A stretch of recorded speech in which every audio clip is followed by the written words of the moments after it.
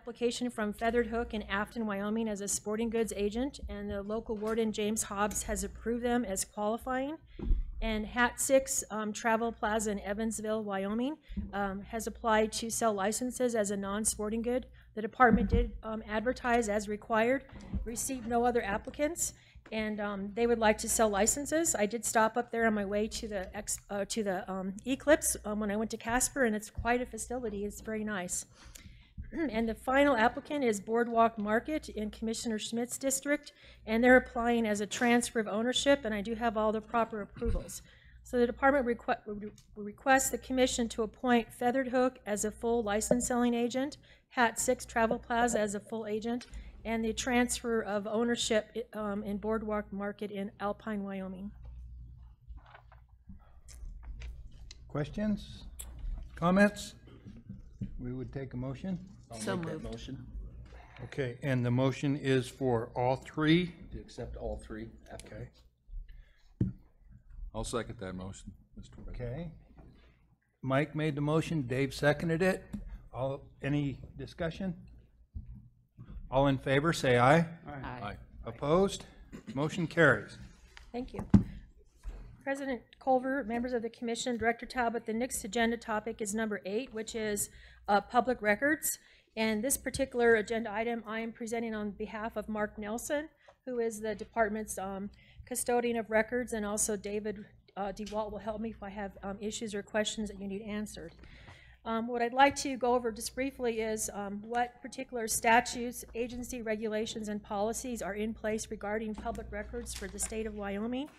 And then specifically a new statute that was enacted this last legislative session regarding the Game and Fish Department license information and the confidentiality of that information. And then walk you through the specific changes to Commission Policy VIA, which is regarding public records. So the first slide illustrates for you the specific state statutes that are in place regarding public records. The main statutory regulation or statutes are Statute 16.4.201 through 16.4.205. This is the statute that provides for public records, how the public can access records, establishing appropriate fees and charges. And what's really important in this particular statute is in 2014, the legislature provided the authority to the State Department of Administration and Information to establish uniform rules for all state agencies to follow in relation to procedures for public records, fees that are charged, and inspection of records and duplication of those records. And the other statute I mentioned is the one that was just enacted this year, which became effective July 1, regarding our specific public records and confidentiality of that information. In terms of agency regulations, there's the DA&I regulation that I mentioned that was enacted in 2014 that authorizes all state agencies on what process they should follow in regarding public records. And then our department, through our Commission Regulation Chapter 1, we have a regulation on access to public records. And Mark Nelson will be coming before the Commission in November to basically remove all language from our Commission Regulation Chapter 1 and refer to the rules enacted by the DA&I for all state agencies. So you'll see that in November when he comes back before the Commission. The Game and Fish policy that we're going to be reviewing today is the policy related to public records. And through the changes in this policy, we're renaming the Commission policy to public records. We're removing the majority of existing policy and replacing it with Chapter 1 that you have in your Commission regulation. And then also, obviously, adding provisions for the new law regarding the confidentiality of license information. So, to be specific about the law that was passed this year, the statute provides for that the Commission will establish a process by which an applicant for any of our license, permits, tags, or stamps, they can designate they want that information to be made public. So they have the authority to identify to the department that they feel that the information should be designated as public, giving us the approval to provide that on any kind of public records request. So it's our duty to establish a process by which an applicant can communicate to us they're giving us authority and designating their information as public. And the second part of that statute identifies that unless an applicant identifies that information as public, then that information is solely to be used for just the purposes of our department for law enforcement officers or other requirements. It is not considered public records in regard to all other state agencies for public records. The second part identifies what specifically is personally identifiable information. And that's specifically identified as an email address, date of birth, telephone number, driver's license number, social security number, passport, tax ID number. Any part of that information is considered personally identifiable information. And I'd like to note that even though the information is identified as personally identifiable, there are certain aspects of that information that we would never give out on a public records request. And that would be a person's driver's license number, their social security, their passport, their sports ID number, and a tax ID number. So the only elements of that information that we would give out if the customer gave us authority and permission to do so is an email address, a telephone number, and the person's year of birth. We would not give out the complete date of birth because that's an element you need to have to access our licensing systems. So we would only provide the year of birth if requested and if we had the authority to do so. So that's what personally identifiable information is defined by state statute. And so to address the first aspect of providing a mechanism for a customer to identify the use of that information as public, we're going to be developing, which will be in place by December 1 in our licensing systems, a pop-up screen that will provide information to a customer, letting them know how the department does use email addresses if those addresses are provided. And first of all, we will always use a person's email address for anything that is of business to the department. So informing them about anything about their license, about harvest survey data, something that the department needs to conduct business, that would be use of email address that we would use in our department. And I asked our IT department to run some numbers for us. I thought you might be interested.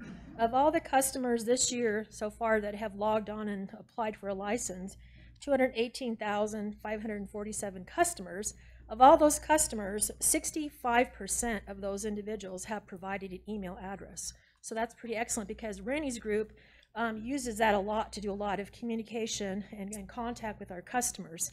And it's been very successful. So we're going to provide to the customer how we use their email address. And that's what's identified in this particular language. The second screen is showing you what exactly the checkbox will look like on an application for a license or a purchase of a license. There'll be a box and it will say, check the box only if you would like your email address, year of birth, and telephone number made available as public information. So they have to take affirmative action to give us the authority to give that information out on a public records request. Otherwise, it's not provided. And we're also telling them that other information that you give us on an application may be made available to the public as public records request. And that would be things like their physical address, their mailing address, their personal data like their height, their weight, what species they've applied for, what hunt area. So other things related to the application are available as a public records request, but the information regarding their email, year of birth, and telephone number would not be provided unless we had permission to do so. And the last box is a pop-up again to explain what is a public records request, and this is just identifying those elements I've just explained. So we're trying to provide that through some written communication on our licensing system to customers so they know how that information will be used so they can make those appropriate decisions when they submit an application or buy a license. And now to get into the specific changes in the policy that I'm asking for you to approve today, we'll go through the specific recommendations. So the first one is to identify in policy what is a confidential record. So again, it's all those elements I've mentioned are confidential based on the state statute that was enacted. And the opt-in option, so in policy it explains how the department will administer the opt-in option. So again, it's that the public is given the option to opt in to tell us they want to make personally identifiable information available to the public. And unless they've given us that permission, we will not provide that information. And then we've also in policy identified that an application for a license, permit, and tag also includes applications for bear bait registration, preference points, AIS decal, watercraft registration, stamps, and hunter safety exemptions. So not just applying for a limited quota or an over-the-counter license, but it also extends to those particular applications as well. And then the remainder of the policy goes over how do we respond when we get a request from the public asking for information. So the first thing is if an individual is making a request to the department for public information, and mostly that's outfitters and like taxidermists and other kind of businesses that want those lists of our hunters and anglers, they have to put that request in writing to the department. And that request goes to the official custodian, who I mentioned currently is Mark Nelson. They can do it in writing to the department address, or they can send an email request to that particular email address. So that's the way that the request comes in. And then how it's handled depends upon what the request is for. So if the request is routine in nature, meaning that it's information that's already available, we don't have to have the programmers like compile a special request. The employee who receives it has to send that request to the custodian. So all requests are reviewed by the custodian of records and working closely with David DeWalt to determine, is it something we can provide and giving that kind of approval before the request is actually made.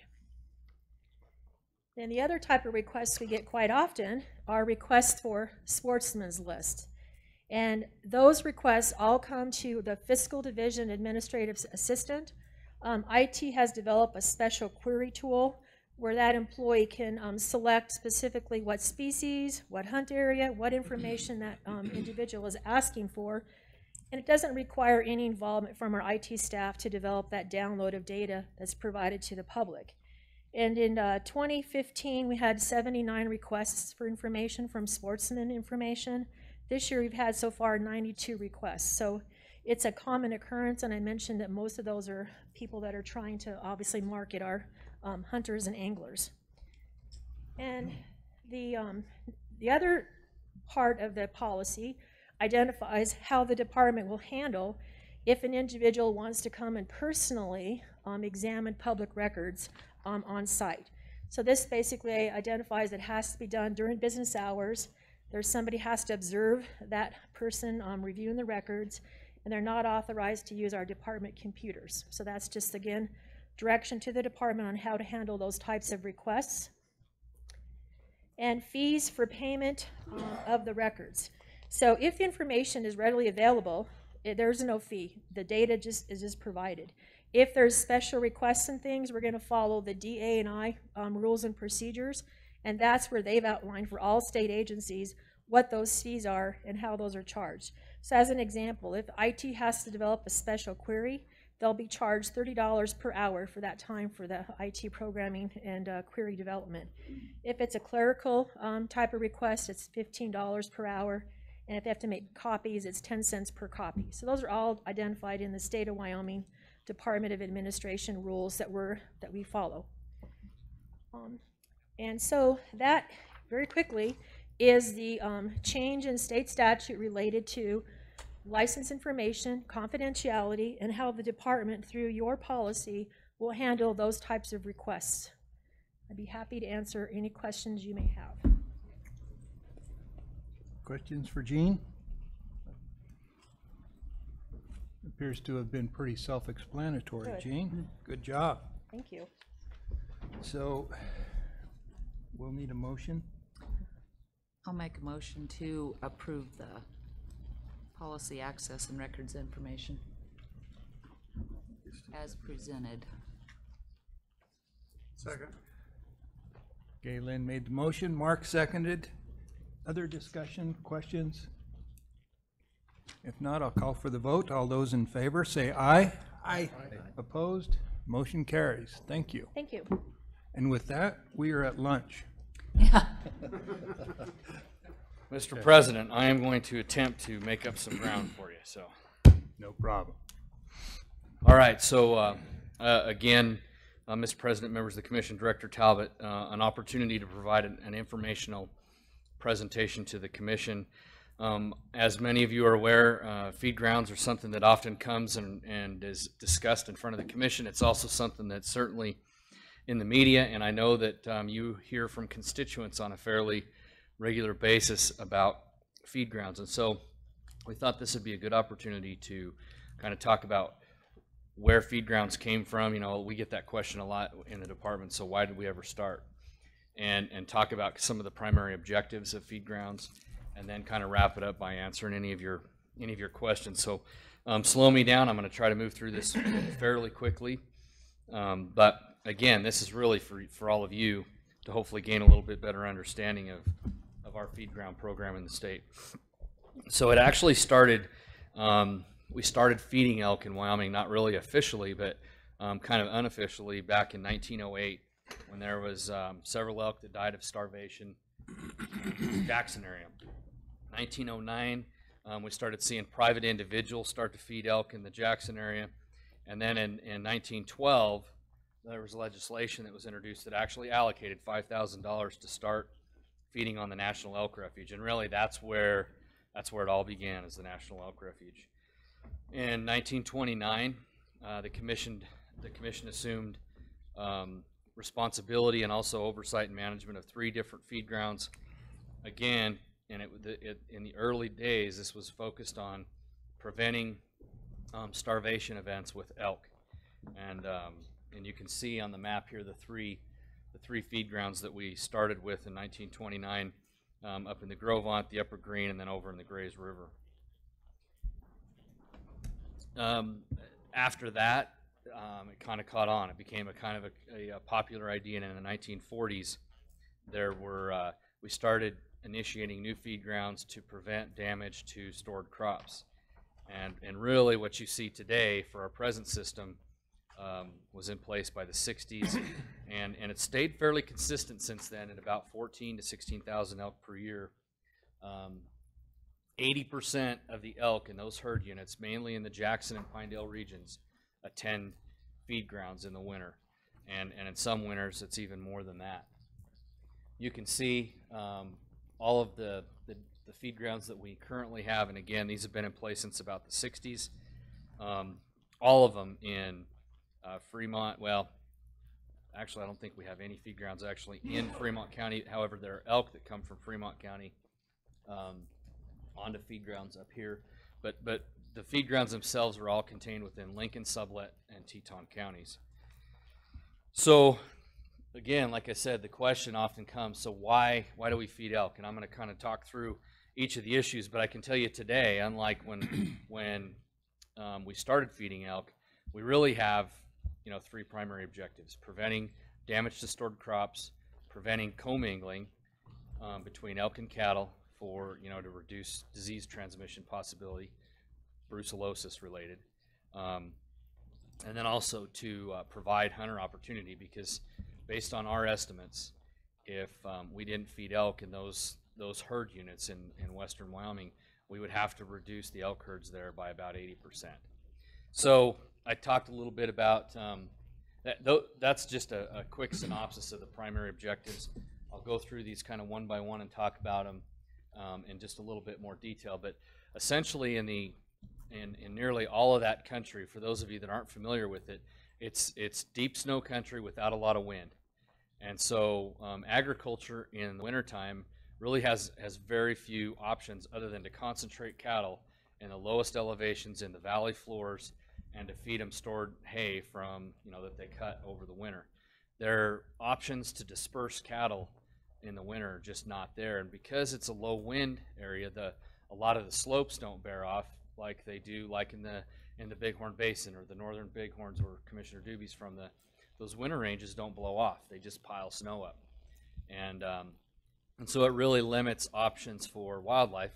You know, back 150 years ago, wildlife oftentimes migrated out of that country, migrated south, and you know, there's a lot of theories on what happened and why they changed their migration, but kind of some of the common held theories are that a couple of things happened. Number one, human development started to create barriers that stopped elk from migrating south, and the other, probably in combination with that, is that elk found themselves just stopping along the way because they found stored crops along the way, and it kind of held them up, and they didn't finish their migration. And over generations of elk, they learned to continue that behavior every winter.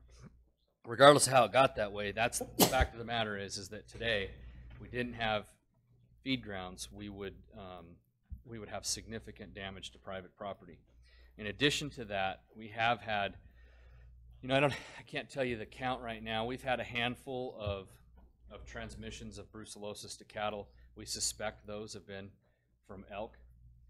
We've had, you know, back in 2004 was when the state briefly lost brucellosis-free status, and that put into motion several events, primarily the formation of, at the time it was called the Governor's Brucellosis Task Force, formed by Governor Friedenthal, and a group of diverse interests and stakeholders addressed a lot of the issues with disease transmission on feed grounds. At the end of the day, they came up with 33 different recommendations, and we implemented many of them. One of their recommendations was, over time, to figure out how to phase out feed grounds. With that said, to this point, the department has been very, very challenged to figure out how to exactly do that without creating problems for private landowners, private livestock owners, and also without reducing opportunity for the public. I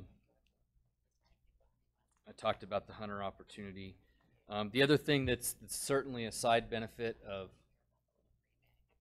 I don't know what happened there. There we go. Another side benefit is obviously feed grounds do concentrate elk on certain winter ranges. The ones that come to mind for me are Camp Creek and Horse Creek, and oftentimes elk are congregated on those feed grounds, and so they're not on the highways. And you can really realize the effect of feed grounds when spring green-up happens and those elk leave those two feed grounds, because you see them all over the highways. But this is the case with many of the feed grounds in those two, in the Jackson and Pinedale regions, where if they weren't there, there would be more elk on the highway. And then certainly it does reduce competition for other native winter ranges with other species of wildlife that, particularly in that part of the state, migrating mule deer and migrating pronghorn. Some of the challenges with feed grounds, there certainly are many. You know, densities of, you know, concentrating elk, concentrating any wildlife is something that the department discourages folks from doing. And so when you concentrate wildlife, oftentimes you increase the probabilities of disease transmission. That's something that's documented in literature.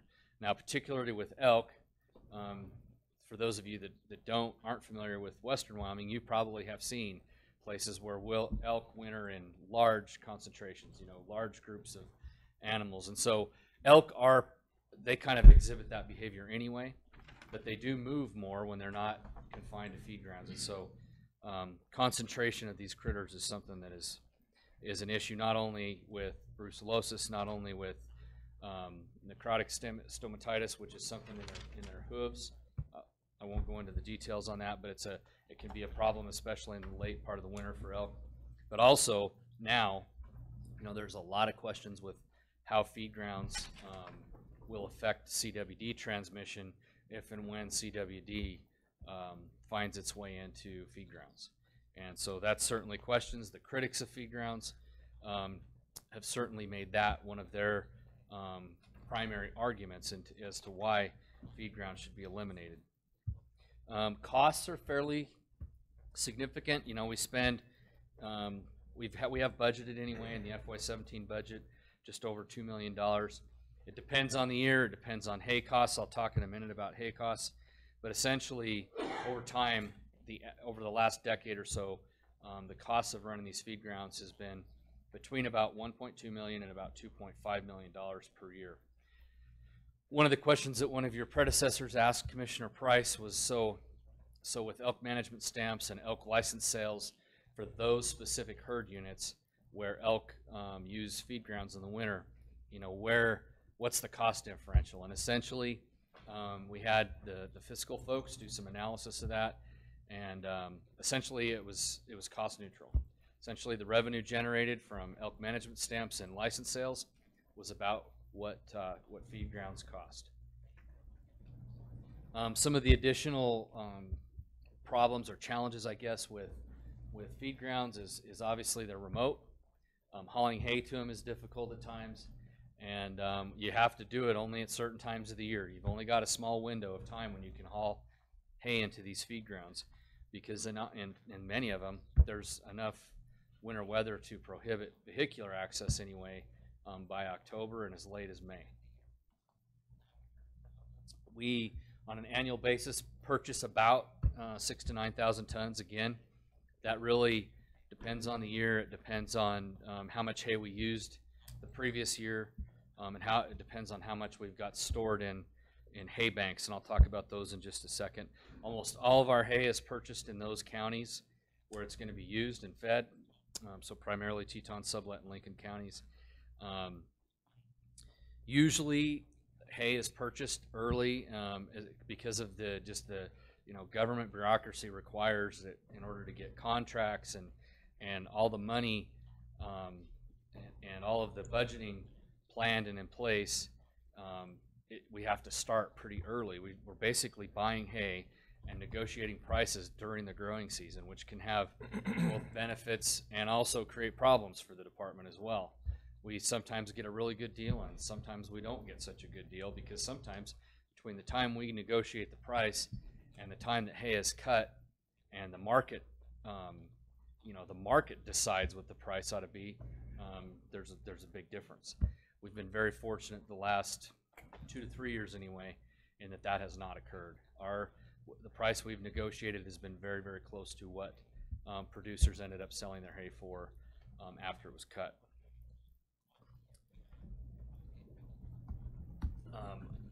Kind of goes without saying, because we feed on our commission-owned lands as well as the Forest Service and BLM state lands, that all of our hay is weed-free certified.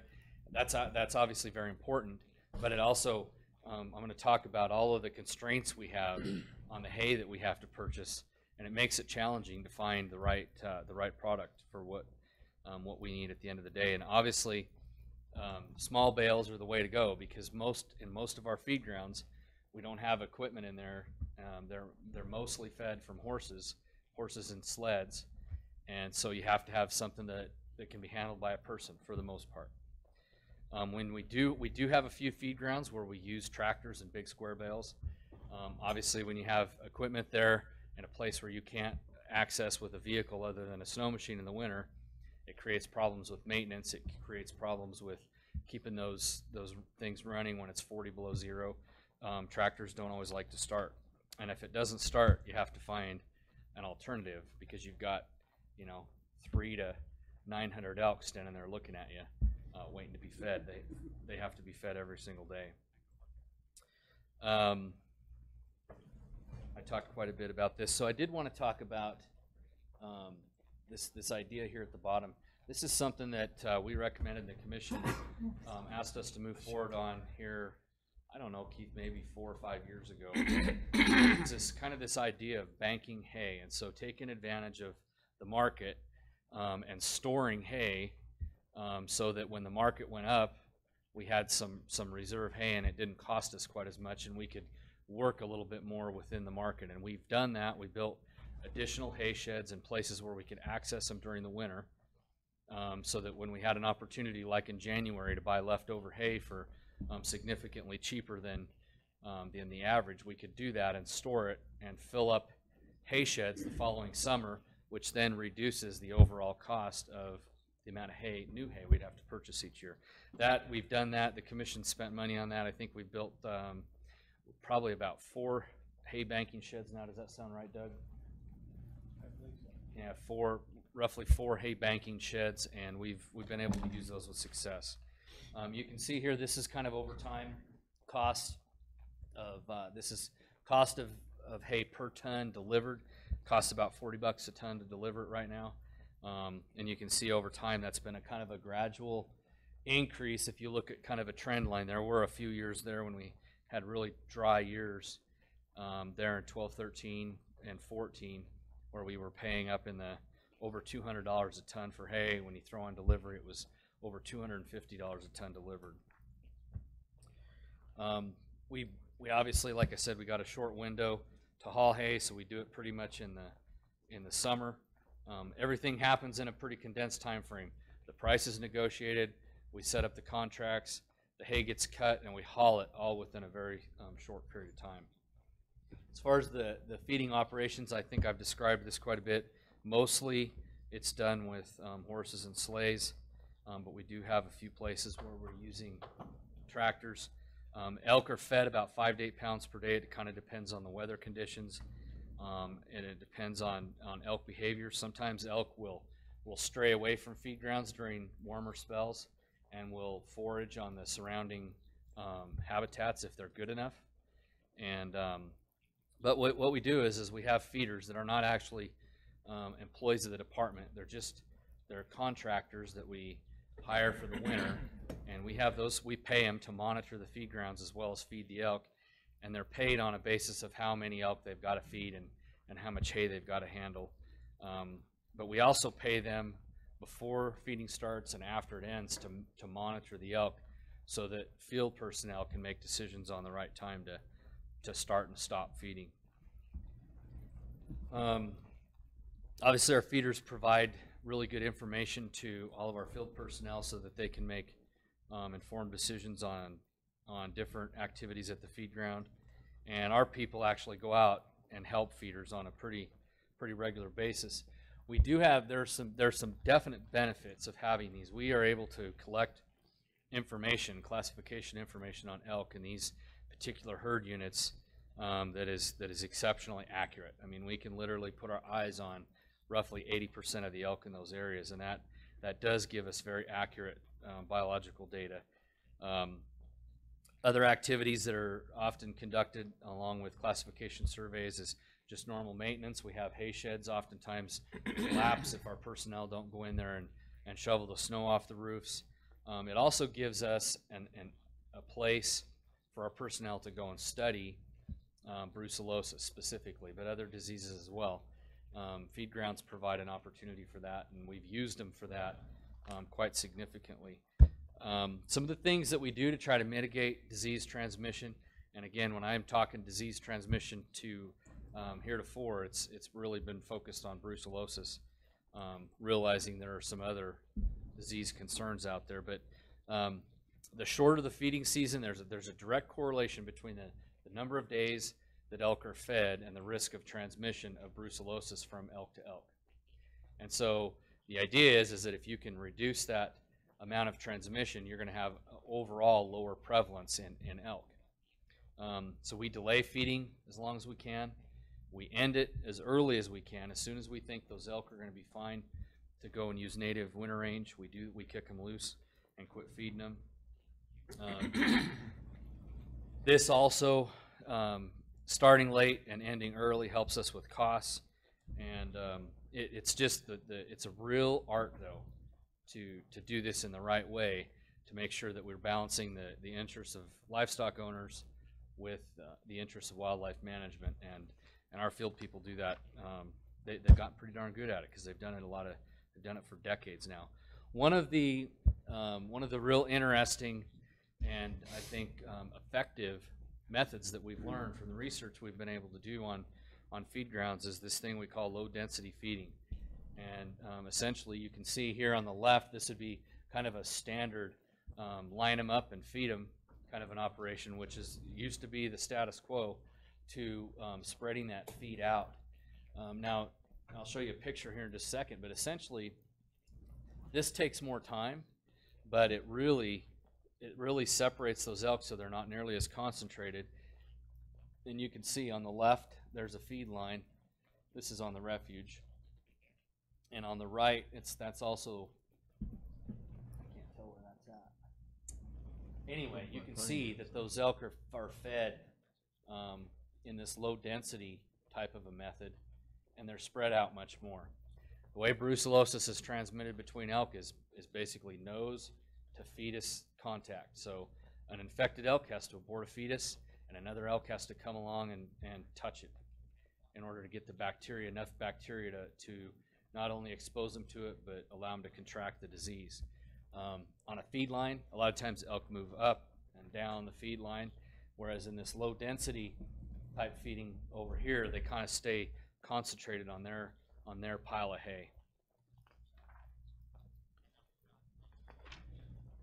Here's some information from last winter basically. We fed about, right in there at the average of just over 15,000 elk. We fed about 7,000 tons. We do on certain years end up having to provide emergency feeding. Last year we had a tough winter, and so we were emergency feeding in 3 different places. You can see there.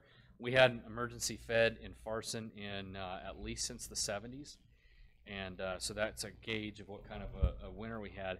But the Buffalo Valley emergency feeding in Star Valley has averaged about every 3 years. That is a process whenever we do that we do go to the local commissioner and make sure the local commissioner is okay with that.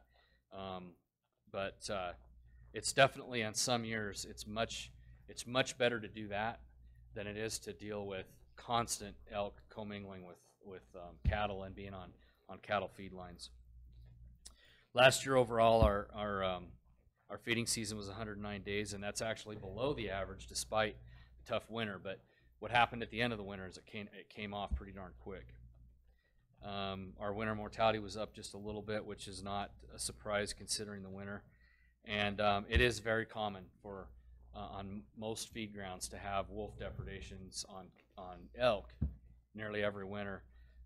Many of you may recall on the national news here a couple years ago when there were I think it was 19 elk in one night that were killed on our McNeil feed ground, and that was quite an event there for a short period of time, and it was certainly garnered a lot of attention from local and national news. That's a quick down and dirty of the feed ground program, and I would love to answer any questions that I might be able to. Questions for Brian? Mr. President, I have one. Yes. Brian, on your hay purchases, do you do that on an annual basis or a multi-year basis? Yeah, Mr. President, Commissioner Schmidt, we do that on an annual basis. Mr. President? Yes, David. Brian, did I hear you say 80% could be lost in the, if you fail to feed these elk? Yeah, Mr. President, Commissioner Royale, when the brucellosis task force was initially looking at all the options, including the reduction of feed grounds, they asked, give us an estimate of how many elk would need to be removed in some way, shape, or form in order to not have any feed grounds in western Wyoming. And our personnel at the time did some studying and investigated that, and they determined that they felt about 80% of our elk population would need to be reduced in order to do that. Scott. Mr. President, Brian, it's my impression that has changed significantly since we made that estimate several years ago, and that there are actually a much higher percentage of elk on the feed ground. Is that true? It just depends on the year, and I would say that the average is probably closer now, especially the last 2 years, to having 10% of the elk populations on native winter range, 90% on feed grounds. But it still has been, I think it was 2 years ago or 3 years ago when we were down at 80% again on feed grounds. The one thing I didn't mention during the presentation too that I should is that we've now for several years on behalf of the commission represented the department in the commission's position that we would, as a department, we would look for any opportunities we could to reduce elk reliance on supplemental feed, but made no promises. Stated that was the intended goal, but really gave nobody any false expectations. Brian, I was sitting here trying to think that the CWD technicians that you picked up, were they on the feed grounds last year, or will this be their first year? Mr. President, they were on the feed grounds last year. They were, okay. Did they learn anything significant? I know we didn't pick up any CWD and elk on those feed grounds, but how's that program working out? Yeah, so far, you know, we've actually, we've been heavily monitoring for CWD in all those areas for many, many years. We haven't necessarily been out on feed grounds intensively monitoring, but we have taken an opportunity every time there's a roadkill, anytime that there was a dead critter that, you know, showed up on a feed ground, or critters that we had to remove. We've been taking CWD samples, and we've never detected any CWD and elk in any of those feed grounds or even any of those counties. So those positions did result in a significant increase in the size of our sampling? Our sampling did increase for sure, but and part of part of that was targeted surveillance at going after, you know, places where people were hunting, and so there was an increase in the number of samples, but there was no increase in detected CWD. Thank you. Other questions for Brian? Very interesting, Brian. Thank you very much.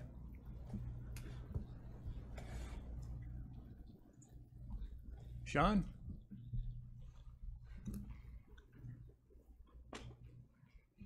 Morning, Sean, or afternoon. Good afternoon, Mr. President, Commissioners, and Director Talbot. We have two items under authorization to proceed, but first I would like to address the line item that was added this morning regarding the Afton Game Warden Station under approval to acquire. As you know, the department has been working hard to replace the current Game Warden Station in Afton, and the current Game Warden Station is very old, small, and is no longer meeting department needs. The department found a really nice property that meets all of those needs, and it was listed at $399,000. The department has come to an agreement with the seller contingent upon a commission approval for $380,000. The department recommends the commission vote to provide authorization for the department to acquire this property as the new Afton Game Warden Station. So I know we have discussed this. Does any commissioner have any questions for Sean? We would entertain a motion. Mr. President, I motion that we authorize the department to follow through with this purchase. I Okay. would second that. David made the motion and Mike seconded it to authorize the department to acquire this property. All those, any other discussion? Mark? And then I guess it goes without saying, then we're gonna then we'll sell the other when we've been. So do you come back for us with that, or do you guys just handle that? We will come back to you with that, and yes, we will dispose of the property. Okay. All those in favor of the motion, say aye. Aye. Opposed? Motion carried. The next line item I have is regarding a road construction project that WYDOT is proposing. The Wyoming Department of Transportation is planning a road project along US Highway 89 near the town of Etna and extending north to the west city limit of the town of Alpine. The project is approximately 9.25 miles long, and the plan of work includes the reconstruction of the roadway, converting the existing 2-lane design to 4 lanes with a continuous center turn lane along the full length of the project. The project, as designed, will affect the Grays River Wildlife Habitat Management Area, and WYDOT is proposing to acquire 2 temporary construction permits and then 2 permanent easements along the highway from the department, from the commission. The 2 construction permits total 5.08 acres, and the permanent right-of-way would total 3.67 acres. The Wyoming Department of Transportation is offering $44,780 for the 2 temporary construction permits and the permanent right-of-way. And the department recommends the commission vote to authorize the department to proceed with negotiations with YDOT regarding the proposed Highway 89 project. The construction permits on the screen are delineated by the cross-hatched area. The permanent right-of-way would be in the solid color.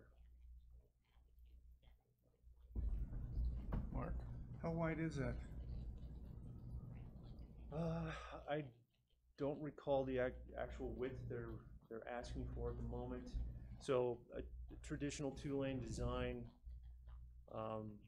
if you can imagine that doubling in size in width for the right-of-way, and then a center turn lane. So they're widening it up quite a bit, which is why they're needing property from us on that side. Standard is 24, so I think this would, it looks like it's gonna double. Is that right? That sounds correct, yes. We're gonna put you over there. So I assume that's the elk feed ground. Those buildings on the right, that's the feed ground? It is, it is. Okay. And then as you can see, the solid area that's on the right side of the regular lane, that will be a turnout for the public to be able to view the elk. Oh, So how do you come up with the value? What'd you say, how much was it? They are offering $44,780 in compensation. That's based on an appraisal that's provided by the YDOT personnel.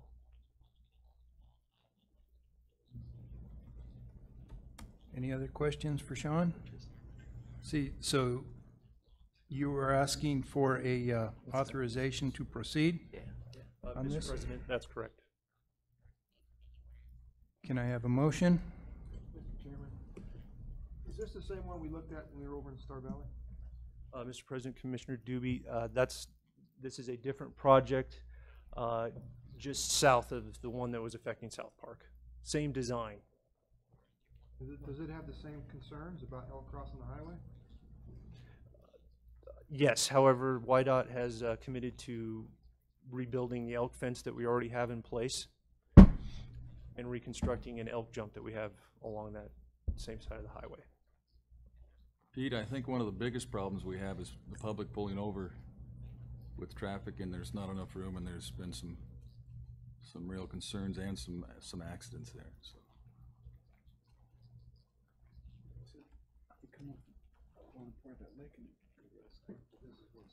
So we still need a motion. Mr. President, I motion that we authorize the department to proceed with negotiations. Is that what we're? Yes. No, let's see, to proceed with the sale, I guess. Proceed with negotiations. Negotiations, okay. Yes. I think Commissioner Doobie had a good question. We were over there this summer, they talked about those elk come across the bottom of that lake. So they're not gonna build an overpass or just a jump, is that?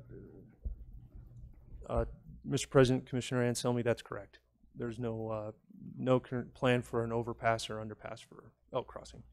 So we've got a motion on the floor. I'd like to get a second before we resume discussion. Second. Galen seconded.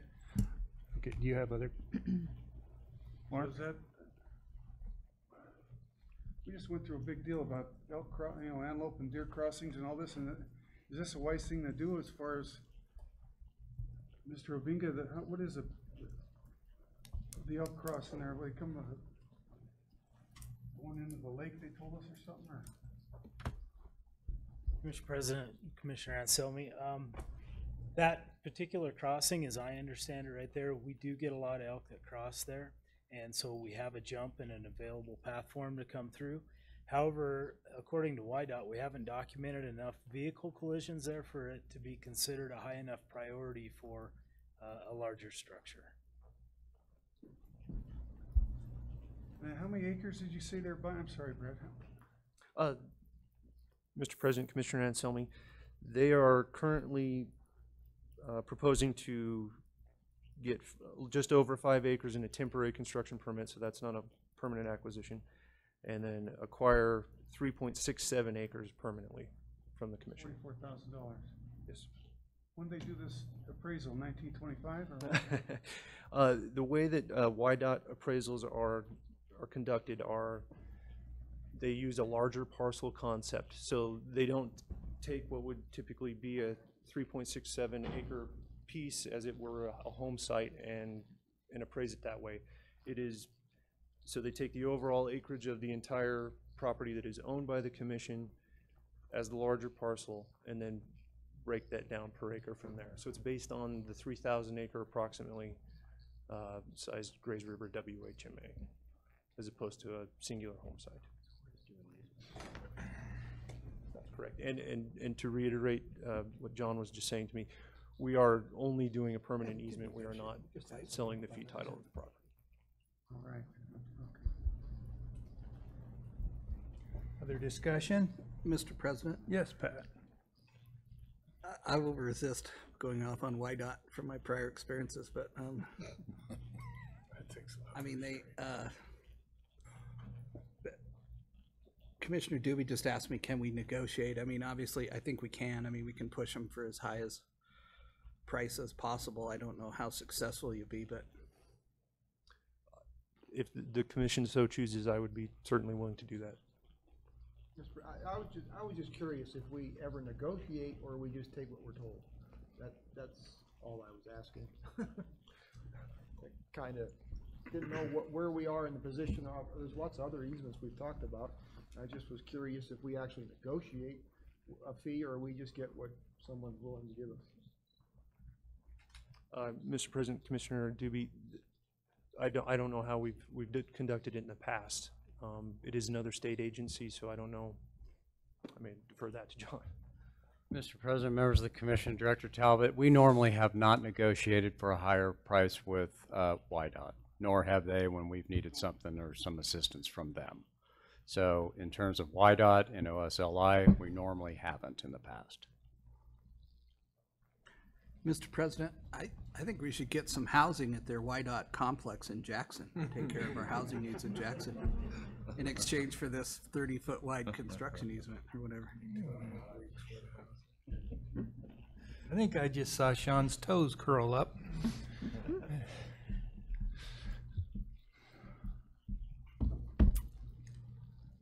So, Mr. President, members of the Commission, we can negotiate with them a little bit on this if you'd like us to, and come back to you. This is the site, as you can see. We stopped there on our tour. I believe this is the site that, yeah, we stopped, took a look at it when the highway project even came up, the widening project. I think that was the motion to negotiate, continue negotiations, wasn't it? Yeah. So, It was up for authorization to continue to negotiate. As currently proposed, we were going to move forward based on that appraisal with YDOT. If you'd like us to, if you're authorizing us to move forward to negotiate and make sure the commission's comfortable with the revenue, we can do that. I'd like for us to be careful on that in case we need something from YDOT in the future. This is only a right-of-way. I don't know. They had originally proposed to actually acquire the land, and Sean went back and said the commission would entertain the idea of an easement, not outright sale of the property. No, I just want, we're in charge, this is the public's land. I just wanted to make sure that, we do our due diligence to make sure that we do right by them. Okay. Is the department clear on the direction from the commission? What? I think we are. We'll continue Okay. to negotiate. Okay, with that being said, I'll call for the question. All those in favor, say aye. Aye. Opposed? Motion carried.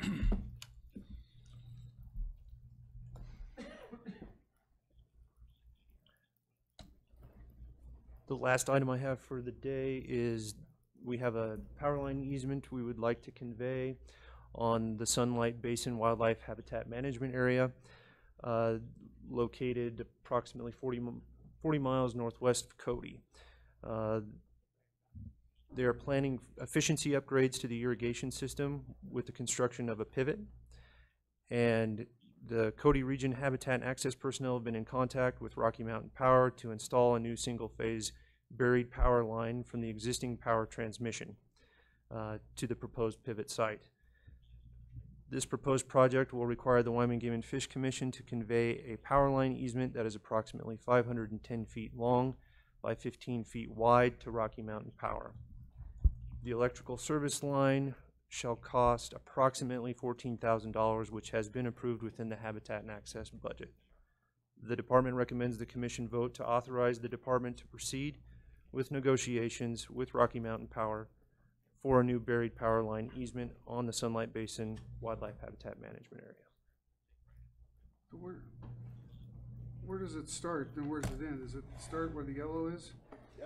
So the yellow is the beginning part of the easement, and that will cross the creek and end there to the meter where the red is located. Where's the pivot gonna be? The pivot is just north of the meter. And I apologize for the zoomed in map. It would have been preferable to show the pivot system.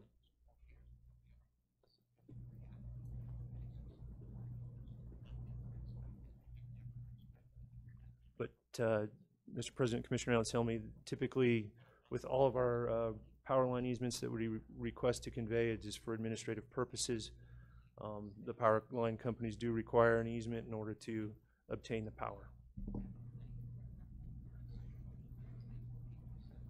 And you're asking for an authorization to proceed or an authorization to acquire on this? Mr. President, authorization to proceed. Okay. So moved. Second. Mr. President? Okay. Why, is this one we could authorize you to just, I mean, what you're really asking for is authorization to grant the easement? Mr. President, Commissioner Crank, that's correct. Do we need to do this one in 2 steps? I mean, I don't see a reason why we need to. Commissioner Crank, for efficiency purposes, for power lines and administrative access and things like that, at the commission's approval, to not bring it back a second time would be preferable. Do we have a motion? We do, but Include that as well. so you would agree to amend your motion to proceed and acquire the easement. Your second? I'll go with that, yes. Okay. The only, Mr. President, proceed and dispose, or just proceed and grant an easement, I think. Yeah. maybe. Yeah. Thank you. Any other discussion? If not, all those in favor say aye. Aye. Opposed? Motion carries. Thank you, Sean. Thank you, Commissioners. So, next up, Mr. Kennedy. Oh, you're just gonna hand it directly to Scott? Okay. Welcome, Scott. President Culver, Commissioners, Director Talbot, I'm proud to be here today to give you an update on your 2 capital construction projects, which are underway currently with the Laramie building and Whiskey Mountain Conservation Camp. I'd like to start with the Laramie project, and in doing so, our contractor, Richardson Construction, had a drone, so I think it'd be beneficial to start out with that, and then we'll proceed with some more information on the project and questions before we move on to the camp. So, Samuel, if you'll start the video, please.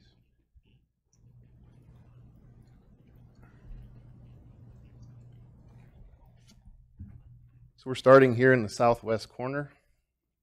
This is the equipment from the contractor. This will be the yard. There's a pad right here, which will be a cold storage building to get materials for Laramie region out of the weather.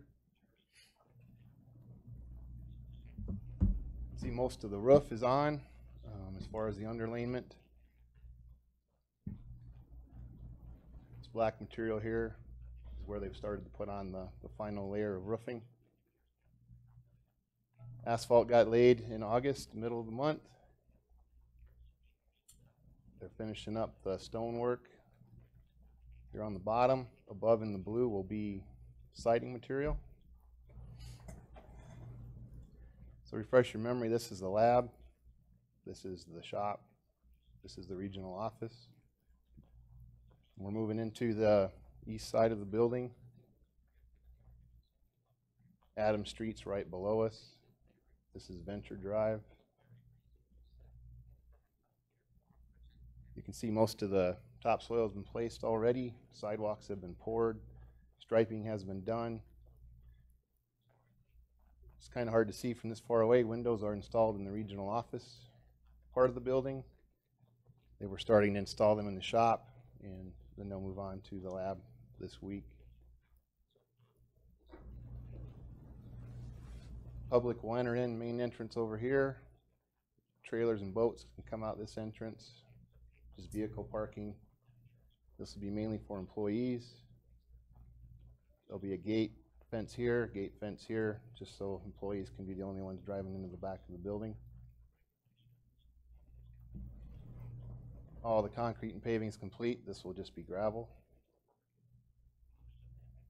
They have a little bit of concrete here for a drainage pan, but that's it for as far as concrete and asphalt work. AIS station here. There'll actually be a unit in the building out of the elements if they need to pull it out. And of course they have the proper drainage. They need to do any AIS decontamination.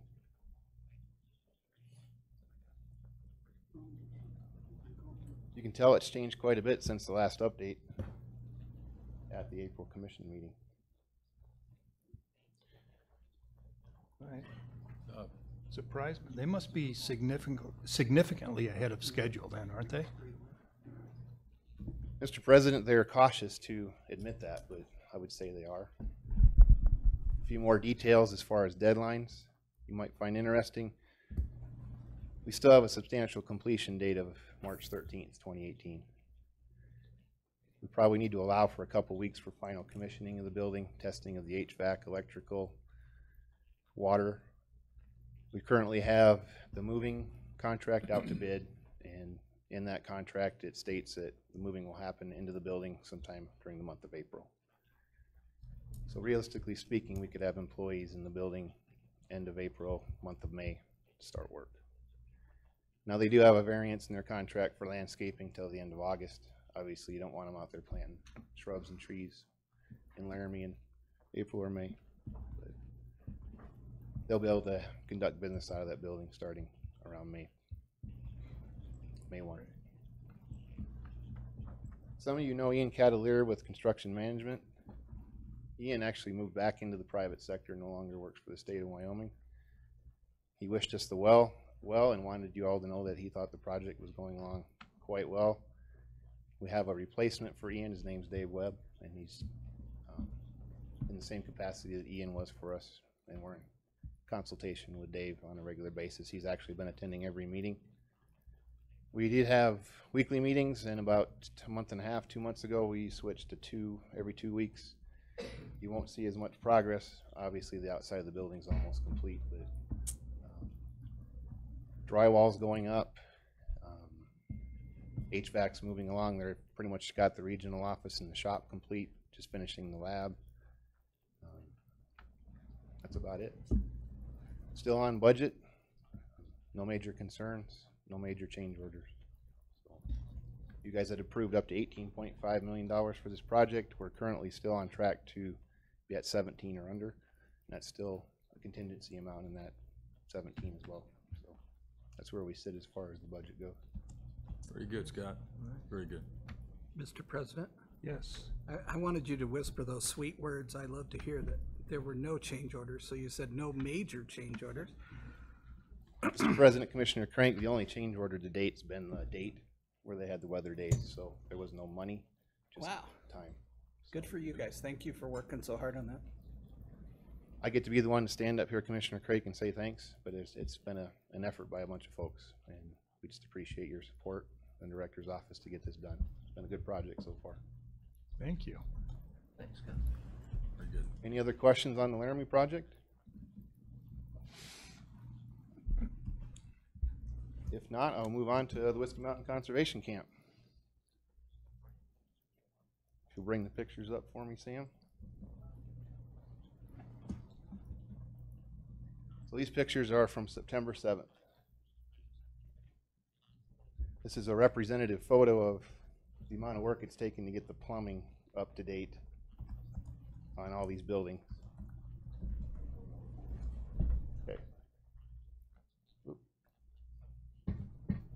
In every cabin, there's been water leaks around where the existing plumbing was. Obviously, they had to rip out the floor joists to get in there and put the new plumbing in. But those floor joists were rotten anyway, as was the sheeting. In many cases, the water even went up the framing studs and had to be removed as well.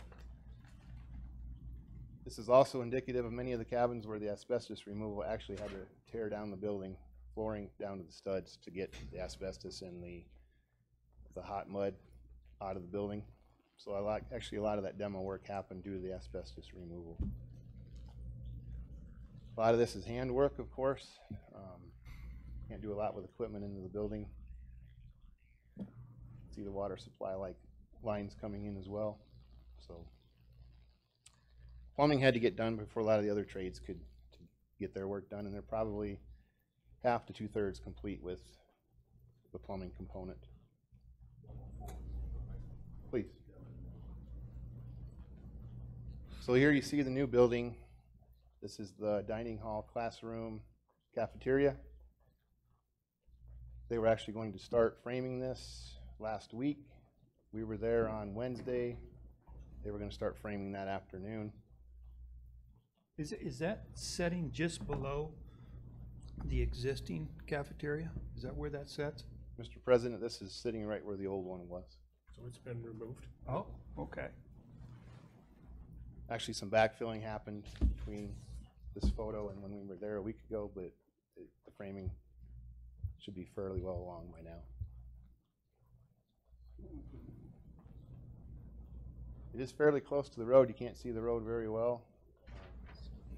During the construction planning phase, there was a lot of discussion about where to put it. There'll be a deck out in front. You really couldn't see the mountains. The library and stuff would be in the way of the trees, so it does sit fairly close to the road, but I think the view will be worth it in the long run. So, as you may remember, this is the only major new building on the project. Go ahead, Sam. This is water line excavation. I know there was a lot of concern from me and others about the amount of rock we'd run into. This is the only rock that they ran in during excavation. They actually had to cut that rock. The big stone outcropping sits here. They cut that, ripped it out of there with a jackhammer and got the water line to the right depth. But they pulled out plenty of 2 to 3 foot rock, but as far as one they couldn't move with a machine, that was the only one, which was a good thing. So the water line as of last week was complete. Actually, they have to tie it into the building, and now they're starting to work on the sewer and the electrical installation. Go ahead, Sam. This is the bathhouse. This wall here still got all the inscribing from the campers and previous users of the camp remain intact, but they did take off the part that had a bunch of rotten infrastructure. This will make this building more usable, correctly sized, have the proper roof line. So a little bit of new construction here as well, but still using as much of the old building as possible. See the water line coming in. Go ahead, Sam. So this is just below the road, kind of by where the well is. Give you an idea where they're at with some of the newer cabins, not the historical log. All the old siding's been ripped off, windows have been removed, new sheeting on the roof. They actually put some panels on the roof. I think I have a picture of them as well. And obviously with the shingles, they have this batting on for the new siding to go on. Windows were going to go in a day or two after we were there. So they're moving along quite well. You can see some of the rocks from the water line. Go ahead, Sam. Just a close up, this is sheep herder's cabin, also known as the director's cabin. Did have an issue with this sewer pipe. Showed up on site, was accepted for delivery by the contractor, but when we were doing our walk around, that pipe was almost 4 years old. So we sent it back and told them to get us some new stuff. It didn't affect the schedule, but as many of you know that are involved with building a new facility, you got to keep your eye on that stuff. Go ahead, Sam. Excuse me. So here's the panels I was talking about. They replaced the plywood on these old cabins. This is insulated with an air gap, sheeting on top. There'll be a 1-inch gap here where they have some stuff you actually put in there that even wasp can't chew through. It'll allow movement to come, air movement to come up, move up through here and then come out the ridge cap. I think, though I know that the users of the camp in the future will notice a significant decrease in temperature in these cabins just from this little bit alone. Having some air and insulation on those roofs. Is that the last of the picture? Can you go back to the first one for me, please? May not be a big surprise to you. None of these walls had insulation in them in any of the cabins. There was no vapor barrier on the outside. There was no insulation in the roof as far as an attic space. No insulation on top of the roof. Those are basically just wood shelled cabins. These cabins are going to be much more user friendly, have a much more longevity. This is all going to be sprayed in foam in the walls. There'll be blown in insulation in the attics. They'll be much more comfortable for people that are at the camp. Will there be any kind of heat in those cabins then? Electric heaters or anything? President Culver, we've kept those electric heaters that we had in the past. They're still in fine working order. They will actually make a significant difference with the insulation and keeping those cabins warm. That'll extend the season of use. But no significant other heat source. There will be small ceiling fans with low clearance in them to provide some air movement as well. Of course, new screen doors, new windows, windows that open. They'll allow some ventilation as well. So that's it for pictures on the camp. As far as dates and updates, where we're at on construction schedule. The substantial completion date for the camp is still May 15th, 2018. They're focusing, as you can see, on the outside of the buildings, getting that new building up. They'll work continuously through the winter, as we promised the Du Bois community on inside activities. They're going to have to heat those buildings, of course, to get flooring and et cetera installed, but there will be no major construction activity outside. They're planning on getting the majority of that done before December 1. There will need to be some time after May 15th, though, to make sure everything's in working order. We're looking at moving in to the camp sometime after the expo, which is the weekend of May 18th. Sometime between there and the end of May, get everything moved back in. New furniture, chairs, tables, etc. A few items that may need to be addressed after the closure is lifted on May 15th. Again, they're going to try to get all this done. There might be a concrete sidewalk for ADA, landscaping, obviously, any final grading touch-up. They're going to put the screen doors on last just because there's going to be a lot of activity coming in and out of those buildings. And stonework, just depends on how cold it gets, how quick this fall. On that new building, there'll be some stone facade. But there shouldn't be a whole lot to finish after May 15th. Currently on our schedule in Margaret James, who takes care of that, the only thing we have scheduled so far in the month of June is Wildlife Division is going to have an internal meeting, which I think is a good idea to have an internal group there to be able to try that camp out before we have a camp scheduled there. But in discussing with Rennie, they're okay with scheduling camps to start after July 4th weekend. So that's what we're looking at as of right now. I also would like to give you an update on where we are with the fundraising campaign. To date, we have $121,000 in additional money for the project that was raised. And we have two options to do with that. We can use that to defray the costs for construction, or we also have the next item that we discussed with the internal team that would be the next, that did not get approved by you initially, but would be a great addition to the camp, was the pavilion. Can you pull that up for me, Sam? Go to Whiskey Mountain. Pavilion drawing. You may remember, this is an outdoor classroom facility. Basically, it just has screens on the side, so you can, these are tables or benches, couple spots for ADA. It'd be another, like a third education facility in addition to the lodge and the dining room facility to be able to have for splitting up the groups and to be outside without the mosquitoes attacking you. Originally in our original budget, this was $120,000, so we do have the money raised. The commission would see to have this constructed, and we would still say it would stay within the budget amount that you approved. Where would that sit then? It would sit down close to the cafeteria? Mr. President, it would sit closer to the creek across the road.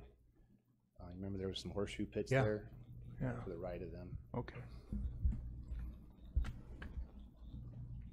But like I said, as far as having camps for the youth and having education going on there, they thought it was, if we did have an opportunity to add something to the project, this would be the most beneficial use of the money.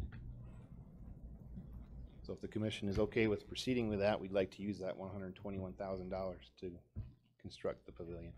Mr. President, Scott, is our existing contractor willing to stand by their original bid and build that for the $121,000? Mr. President, Commissioner Crank, they are. We're to the point where they have the drawings and they just need to know if we're going to do it or not. But yes.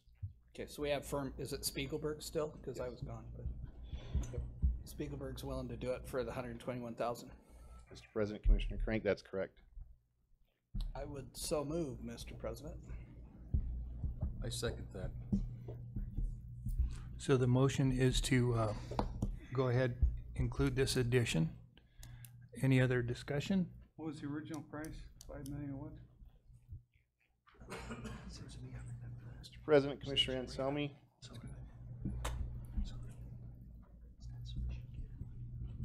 You approved spending up to $5.786 million, and currently we're sitting at 5.716. We've raised 120,000. That's correct. Mr. President?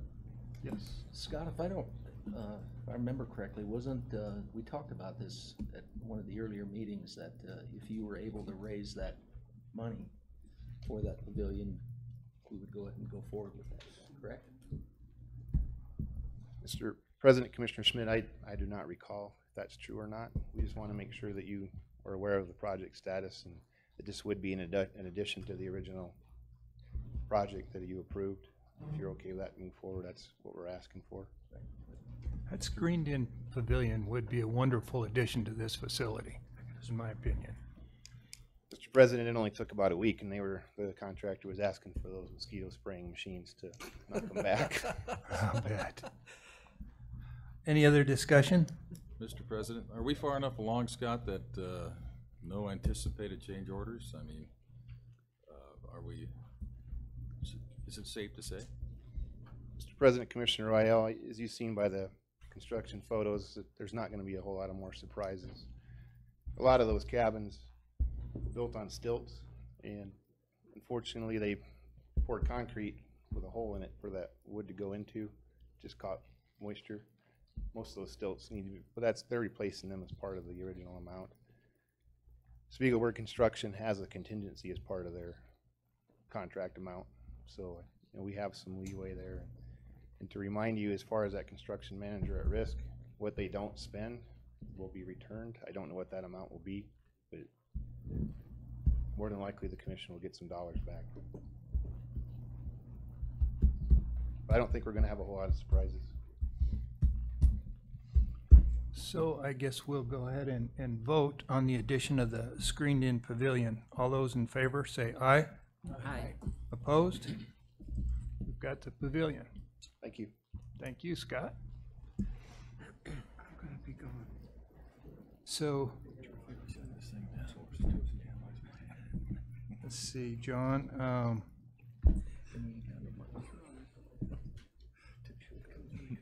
Do you want to take a break before your presentation or after? Up to you. Let's go ahead and do it now. And be back here in 10 minutes.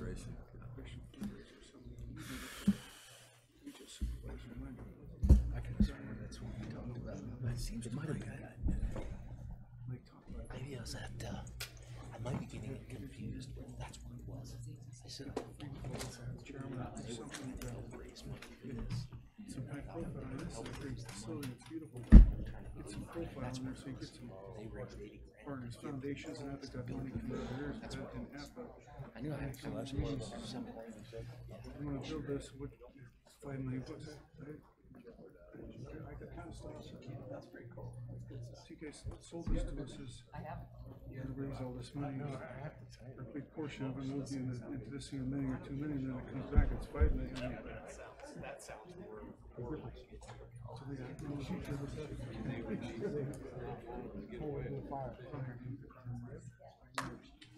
I like it better all the time. He's all right, isn't he? I heard that guy kicked up. John Kennedy?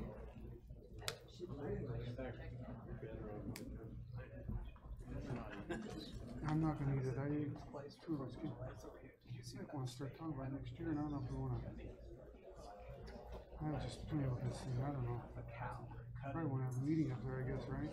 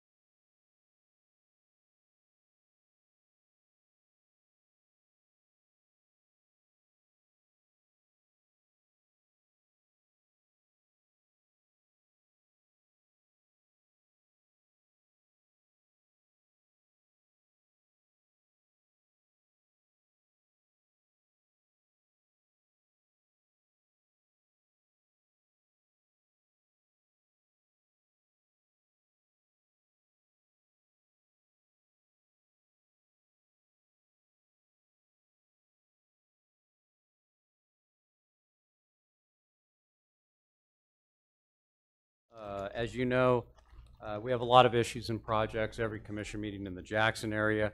At the last commission meeting, you asked us to come back to you and provide an update, a briefing to you on the properties that you own and administer in the Jackson area.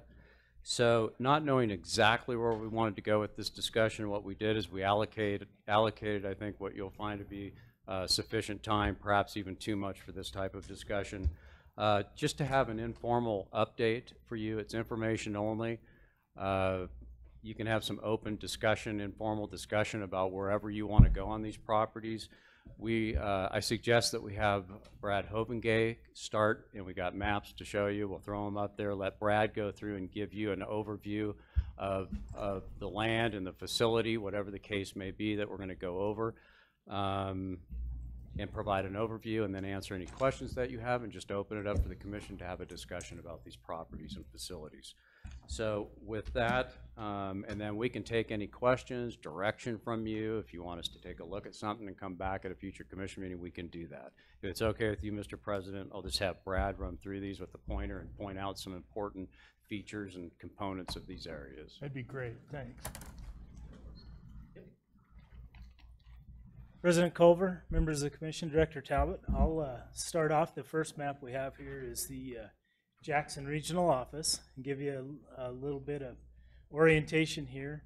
This is the Interagency Visitor Center that sits just to the north of the office, and so this is the main regional office right here. So we have that regional office that is a really nice feature for the community. We get a lot of comments on it. It's a very nice regional office. This property all was purchased from WYDOT when we built the office in about 2001. And so part of that is we acquired a lot of the WYDOT property also. So this portion right here is the old WYDOT shop that is a really valuable building for us because it provides a lot of heated indoor space. We have our large walk-in freezer, evidence freezer in there, as well as part of that evidence freezer has a meat cooler for edible meat. And but it's big enough that we can pull like a truck and trailer in there to do work on it. We can store boats in the wintertime or anything that we want to keep in a kind of a climate controlled atmosphere. So a really valuable building there. It also has a fair amount of storage for our habitat and access equipment and some of our BFH gear. There's I think 3 different storage rooms in there also. There's of course heat, but there's also water, a bathroom in there. So it's a really great facility for us. This is an open parking area here, and all this country right in here, this is all horse corrals. A really valuable feature for us at that office. We at any point during the summer, there'll be 2 to 10 horses in those corrals. Our personnel use that a lot in the summertime because most of the horses are kept farmed out, and it's nice to be able to have them for quick access. So that's a great feature we have. This building back here in the corner, this is an old property here that has an old military style Quonset hut. It's got an old freezer in it. We're looking to refurbish the compressor on it and have an extra walk-in freezer in there. But we use it for a lot of equipment storage, kayaks and various forms of equipment that can just be dry storage. We keep hay in there for horses. It's also a great place for when we're gathering chronic wasting disease heads and stuff until we get to sample them, that we can put some smelly, stinky carcasses out there till we can get them to the lab or get them sampled. So this is a dry storage here that's mainly used by the fish division for storage of equipment and work in there. It's got some other storage rooms that we use for firearms equipment and training equipment, along with information education equipment. This is the old office right here that we're actually in the process of trying, hopefully, to remove. We're going through the motions right now for asbestos abatement in the building, and we'll continue to work on trying to have that old office removed or something done otherwise. So that's kind of an overview of the Jackson property. One interesting thing to note is this piece right here, a lot of this was sold the Forest Service to a developer. So this is currently being developed into a small subdivision that'll have everything from apartments and townhomes to single-family homes along this boundary. So some of that is meant to be affordable housing. So we're kind of tracking and following that to see if there is any possibility for department housing options if we're able to investigate that would be conveniently located close to the office. So that's kind of a general overview of the property and how we use it. And I don't know if it's best to take questions now before we move on to the next slide or wait till the end. Let's go ahead. Brad, and could you give us what you know about the property next door, I guess, is a Forest Service? Could you give us a brief, what you know about all that? This stuff right here? No, this way, right? Oh, right here. That whole, and going back towards the refuge, all that. Yeah, this is all a National Forest Service property here. What they've done is, since this picture was taken, they've torn this building down and they've replaced it. Part of the sale of this property, I believe, was to fund their new building.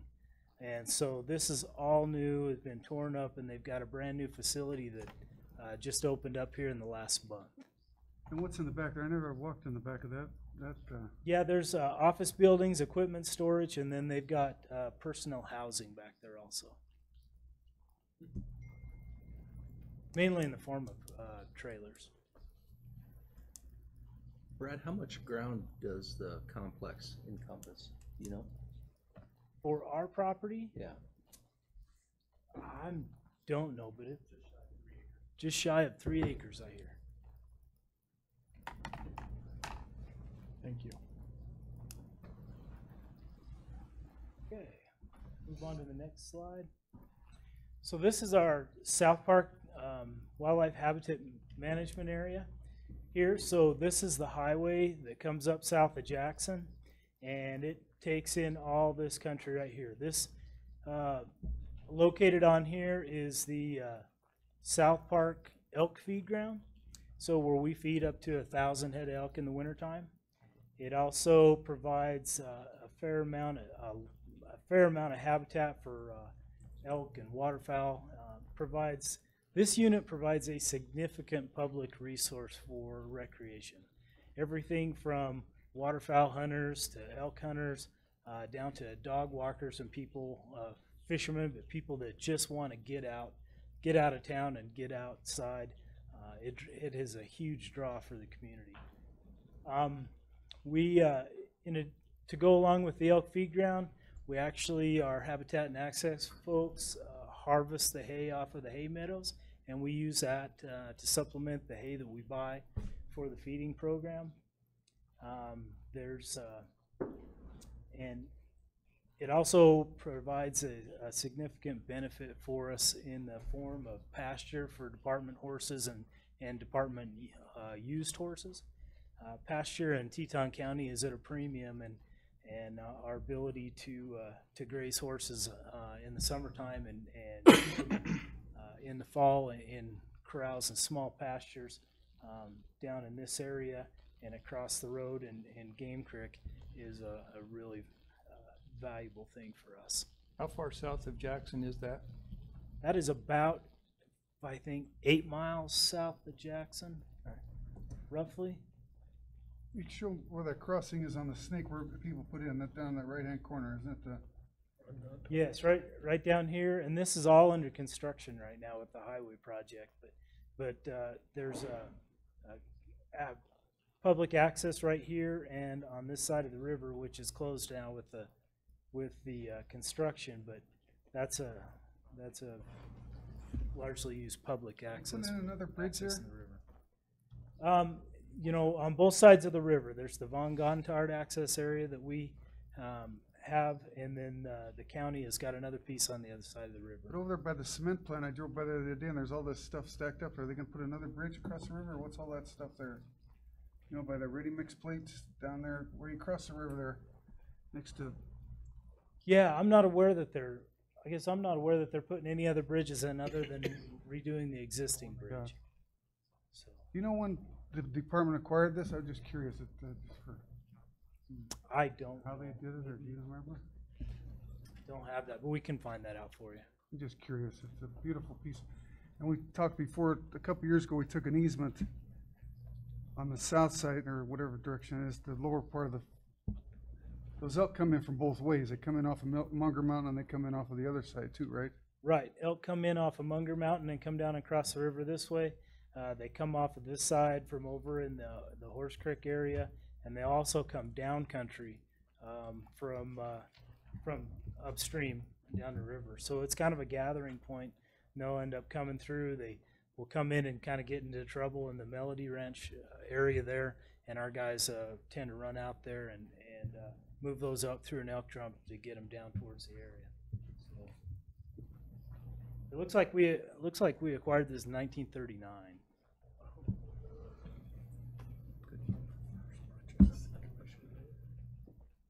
There's also, I might note here, that we've got, in addition to the hay sheds, we've got a fair amount of equipment storage there. We've got a fenced yard that we can store a lot of trailers and things like that, and then the feed ground program stores a lot of equipment. We got 2 of those great big metal Quonset huts, and in the summertime we store all our snowmobiles and all our winter use equipment down there out of the weather so that we can keep it in good shape. And then in the wintertime, we'll store boats and all our summer equipment down there. So we do a lot of shoveling equipment to South Park because that's where we have the room. We're limited in space at the regional office for storage of equipment. We can just have the equipment there that we're currently using. So when we're not using it, we store a lot of equipment down there. Other questions about South Park? How many acres is that again? Oh, good question. 623. There we go. 623 acres. Again, it's a huge, hugely popular with waterfowl hunters in the fall, and gets a lot of recreational fishing use in the summer and the fall also.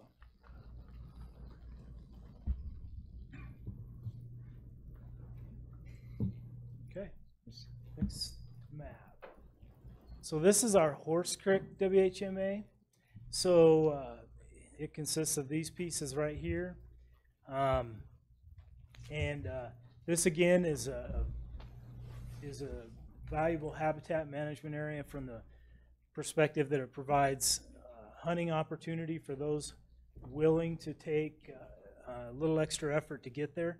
It's not a great public access just because it's so far off the road and behind the private property boundaries, but there is access through forest ground coming in, and it does get that access.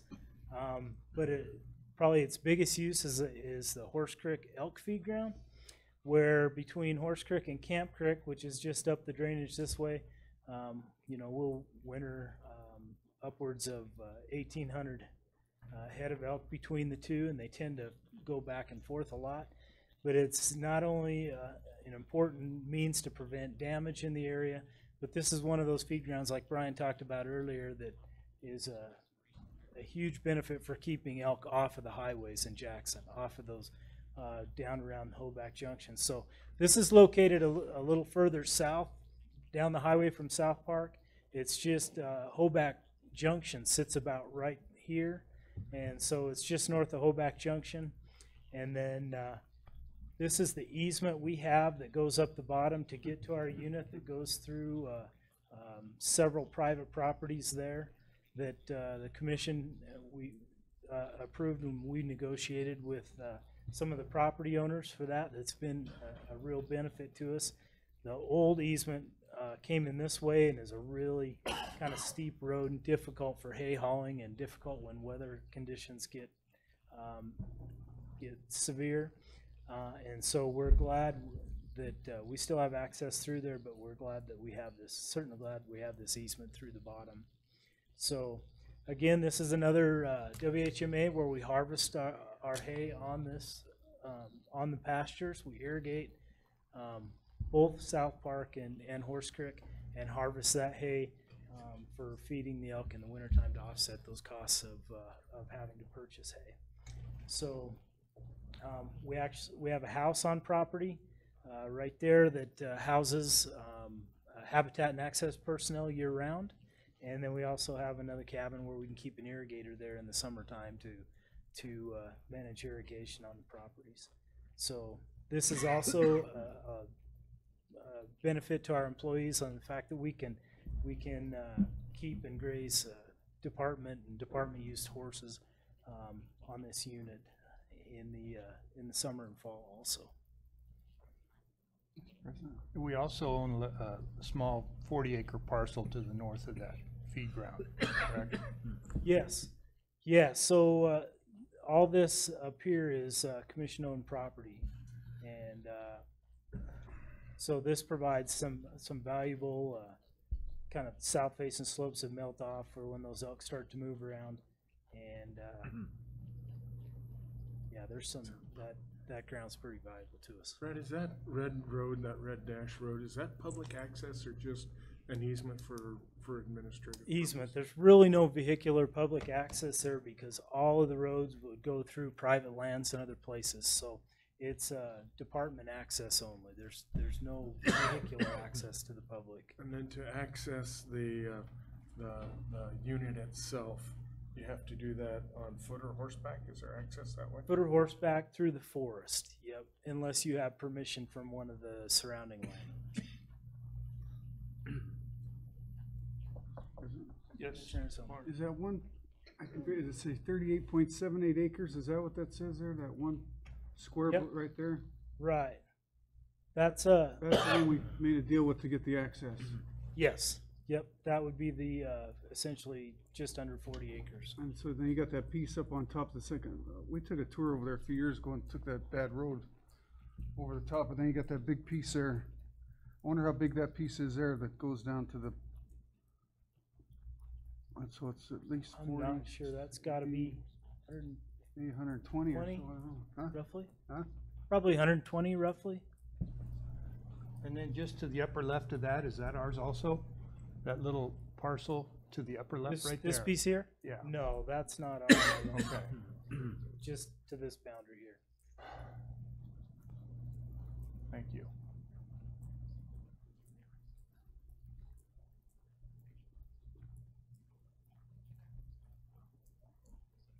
Other questions?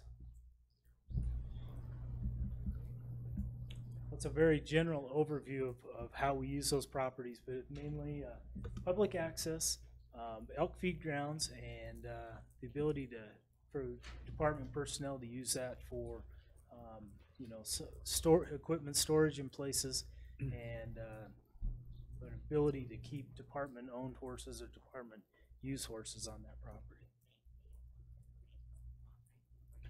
So that parcel that we said is about 120 acres, what is the access to that parcel? I mean, we've got that right away we had to haul hay over that steep hill. What other access is there to that property?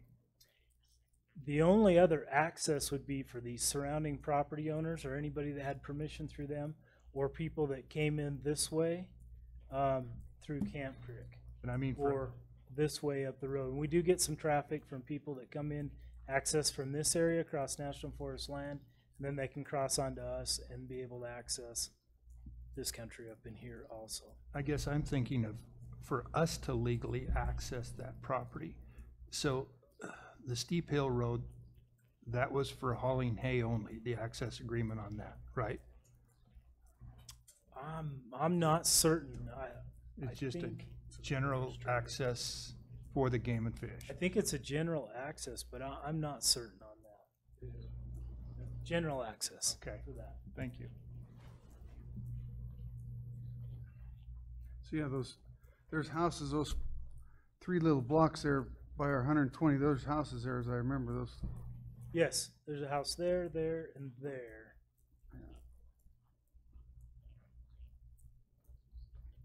And did you have any trouble getting the hay in this year? I know one year, even though we had an easement, we had problems. Did you have any problems getting into the? No, now that we have the easement through the bottom, very little issues with hauling hay in there. Any complaints that we've received from surrounding landowners have been essentially unfounded. It's a good road going in there. It works well for us to haul hay, and we've had no issues. Thank you. I might add too, just something of interest, is that with the fence agreement that we have around this piece of property here, we have virtually eliminated elk damage issues on that property. We went from a situation where our game warden was literally out there dealing with elk nearly every day of the month in January, February, to where he doesn't have to go out there at all. So that has been a real asset to the field folks in that area.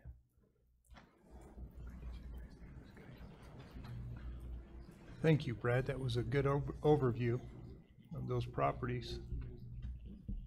Thanks, Brad. Okay.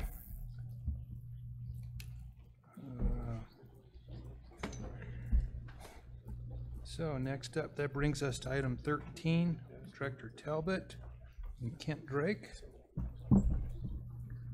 Just turn it over to Ken. Kent, welcome. It's good to see you here. President, thank you. Commissioners, Director Talbot. I'm here on my annual visit to your meeting, asking by statute for $100,000 on behalf of the ADMB, the Animal Damage Management Board. I work for the Department of Agriculture and help coordinate the Animal Damage Management Board. And each June we meet and the board selects or asks for calls for different projects, research, special projects for the benefit of obviously protection of livestock, but also to help enhance wildlife in the state. For those of you that don't know our ADMB, we have 15 different members that represent a diverse group of folks from across Wyoming. Your commission is now represented by Commissioner Doobie, as far as the commission is concerned, and then Director Talbot is a co-chair with Director Miyamoto with the Department of Ag. So we met in June, and I'll just go through these. You have a list of the projects, but the ADMB reviewed a little over $280,000 worth of projects. Those that were renewed, some of those that could be renewed, that were ongoing projects, and then there were some new projects that were proposed. And they selected $157,000 worth of projects. And just for your information, we use the $100,000 that the commission provides. And then in our Department of Ag budget, we have another roughly $109,000 typically each year that's used to do additional projects over the $100,000. But to make sure that these projects qualify for your funding, all the projects are submitted to the department, and they go through and make sure they qualify. They also rank them to give the ADMB some guidance from the department in their selection. Those different projects that were selected, first one is the large carnivore livestock depredation prevention and control for $15,000. Obviously, this is an ongoing project. This is the money that's used to help with control of those trophy game animals that you have, the black bears, mountain lions, and so on, often used to have the Wildlife Services, USDA Wildlife Services help in with those control measures. $50,000 goes to the very large research project going on in the Wyoming range concerning the effects of predation on the survival of newborn mule deer. Obviously, we know that the devastating winter certainly changed the direction of that project some, and we're still involved as far as the ADMB is concerned at $50,000. There's a number of these now that are basically to help benefit the mule deer populations in various parts of the state. These funds are typically just used for coyote control, coyote management, usually pre-fawning, and they are conducted in locations around the state, and they're conducted through the predator boards for helping get those aerial hunting areas completed. One of those is Carbon County. The Ferris Mule Deer Coyote Control Project is done on Ferris Mountain, $12,000. Petrona County has one in the Stove Gulch Mule Deer area for $10,000. The southwest part of the Bighorns is a management area there is being conducted by the Washakie County Predator District. And then next page, I didn't have them all in order, but we also have Fremont County that is doing work right below this southwest Bighorn one that's actually in Fremont County. And then this is a project being conducted, a research project being conducted south of Rock Springs, dealing with the effects of coyotes and coyote control on sympatric ungulates in southwest Wyoming. And there's the Fremont County one. So those are all the ones that were selected of those that were there. Those that were selected for the $100,000 are basically 5,000 of the 15,000 for the livestock depredation prevention and control by large carnivores. Obviously, the ADMB money will carry the balance of that 15,000. And then those two large research projects, the one on the Wyoming range and the one in southwest Wyoming, if you total all those up, that would be the $100,000 that we would use with your funding. Do you have any questions? I have one question. Can you explain to me, so you get 100,000, or you request 100,000 from the commission, 109,000 from the Department of Ag. But the projects were worth 157,000? Yes, Mr. President, that's a very good question because it doesn't add up, does it? Not quite. Okay, the ADMB decided not to use all of the ADMB funds at that meeting because there wasn't a majority of folks that voted for any of the other projects. So what they wanted to do is, there's 52,000 that's still available. They wanted to go ahead and reissue a call for projects for that money. It still has to be, the projects have to be completed by July 1st of next year. But those are required to be in by October 10th, and the ADMB will take those and decide on those November 1st at their next meeting. Okay, thank you. Other questions? Mr. President, I have a question. Of the projects, the three projects, number 2 and number 3, are these studies that the money's going to be spent on? See, 2 and 3, what were the names of those? Survival of the newborn mule deer in the Wyoming range, effects of predation on survival, and the effects of coyotes and coyote control on sympatric ungulates in southwest Wyoming. Are those to fund studies? Mr. President, Commissioner, yes, those are to fund those research studies, and we're just a small partner. Those are typically $1 million studies that are being done. Was there a portion of both the South Rock Springs and the Wyoming Range Mule Deer projects? Any other questions?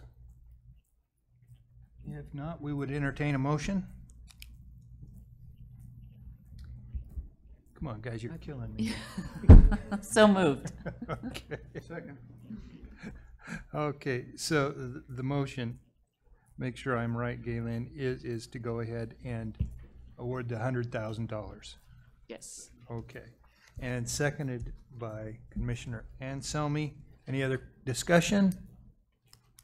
All those in favor say aye. Aye. Opposed? So the motion carries. Thank you very much for coming here Mr. today. President, Thank you.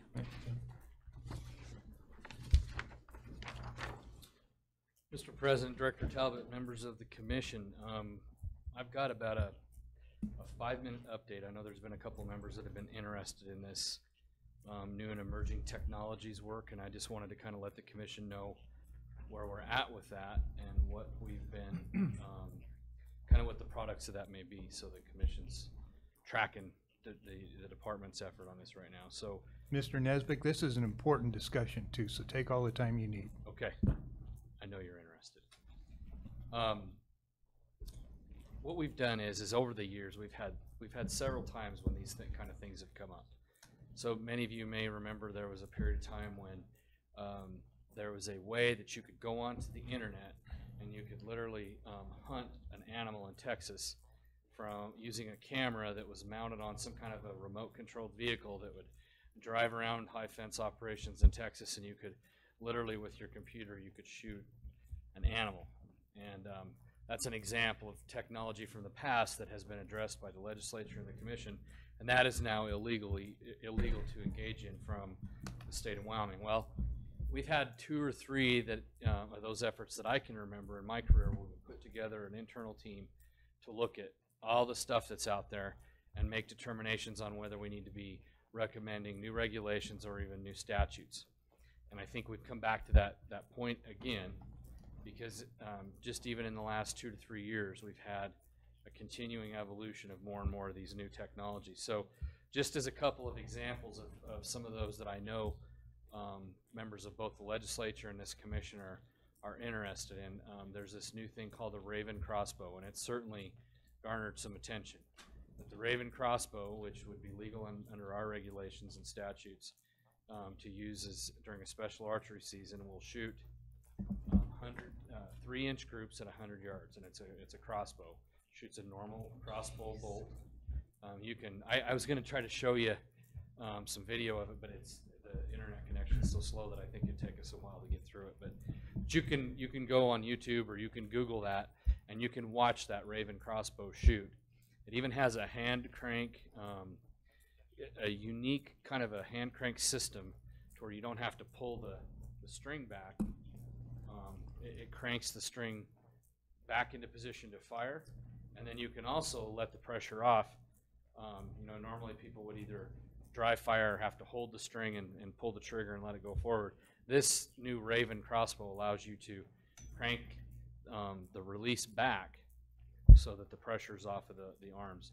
The arms on this thing, or the bows, are literally about this wide. Versus an older style crossbow where the arms were like this wide. So that's certainly a concern.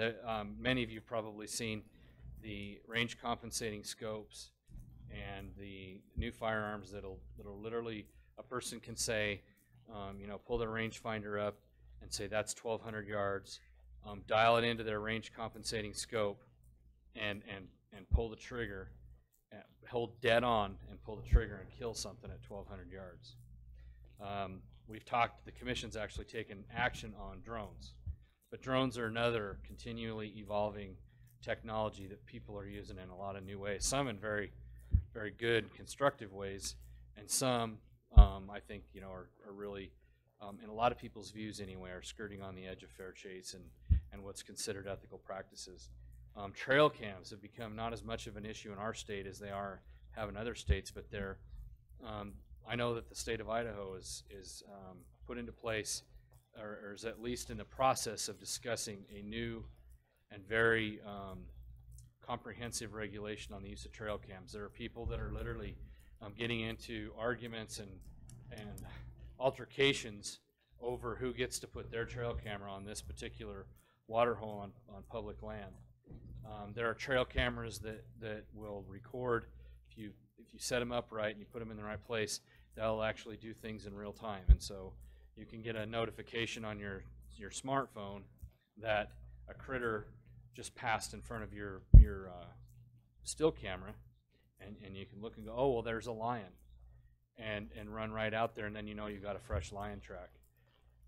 You can, in real time know exactly what's happening in multiple different locations with the use of these pretty high-tech trail cams, and the costs are not prohibitive for the average person that's really into this kind of thing.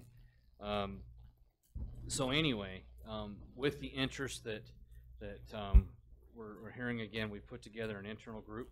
We've asked them to look at all of the new technologies that are out there, try to summarize them in a white paper of some sort, and then also summarize some recommendations that they may have for the commission as well as the legislature on how to deal with some of these things. We've, I know right now there's a legislator that wants to draft a bill, if he hasn't already, to prohibit that Raven crossbow. The problem there is that if, it's very, very difficult to shape language that will cover, every possible contingency. And if you, as soon as you pin down a specific set of language and, in a regulation,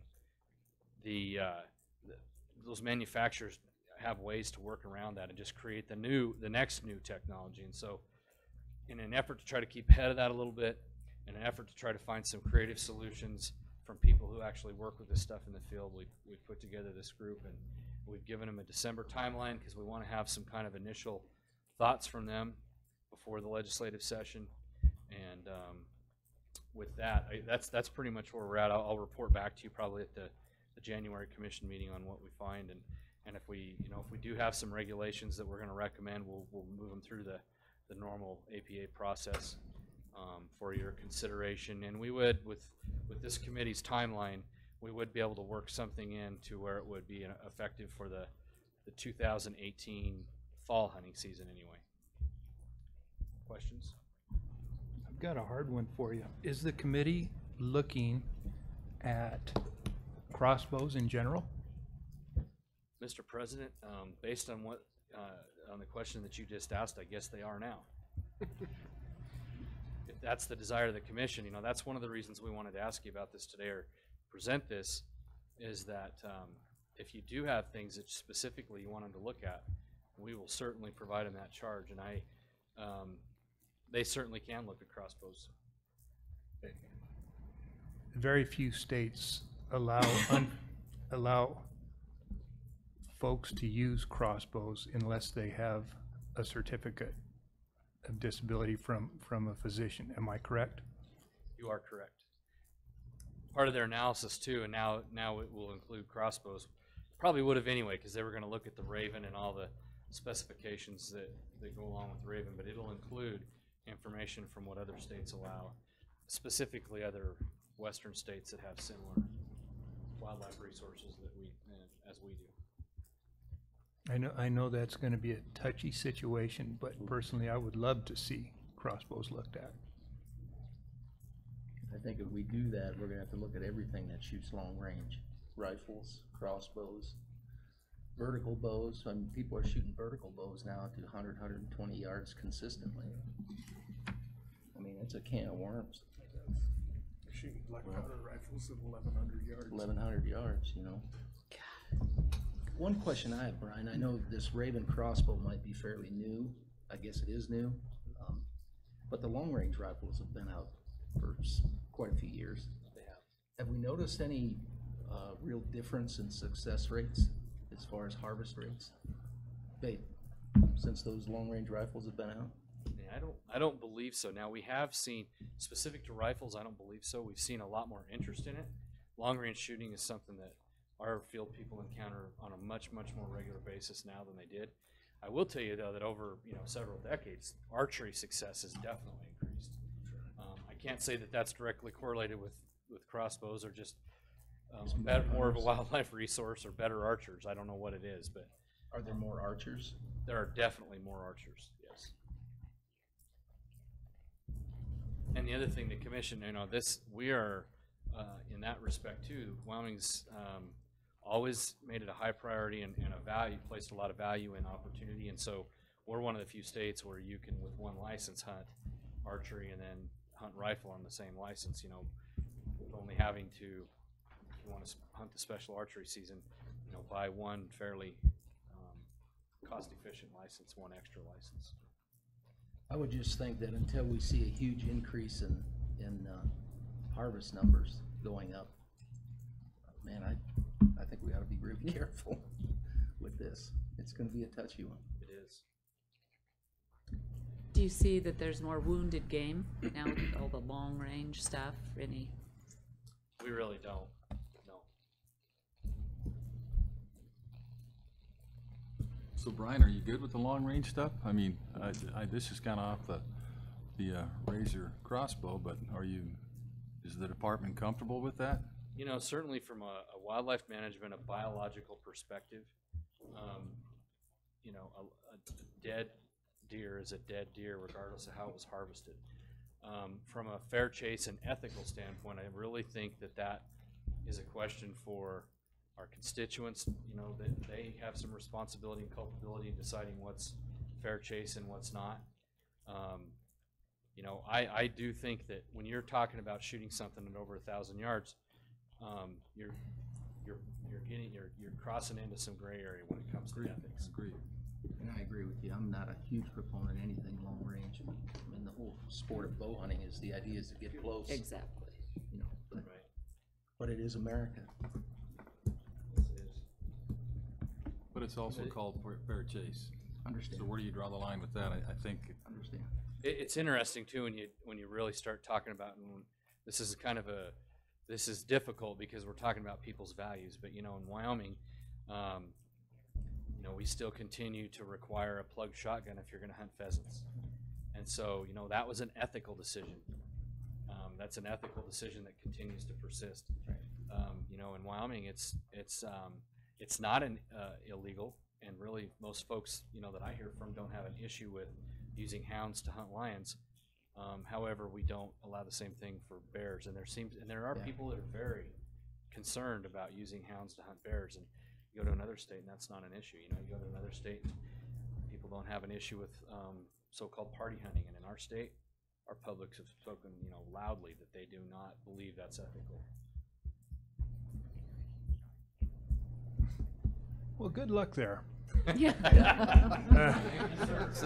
Thanks.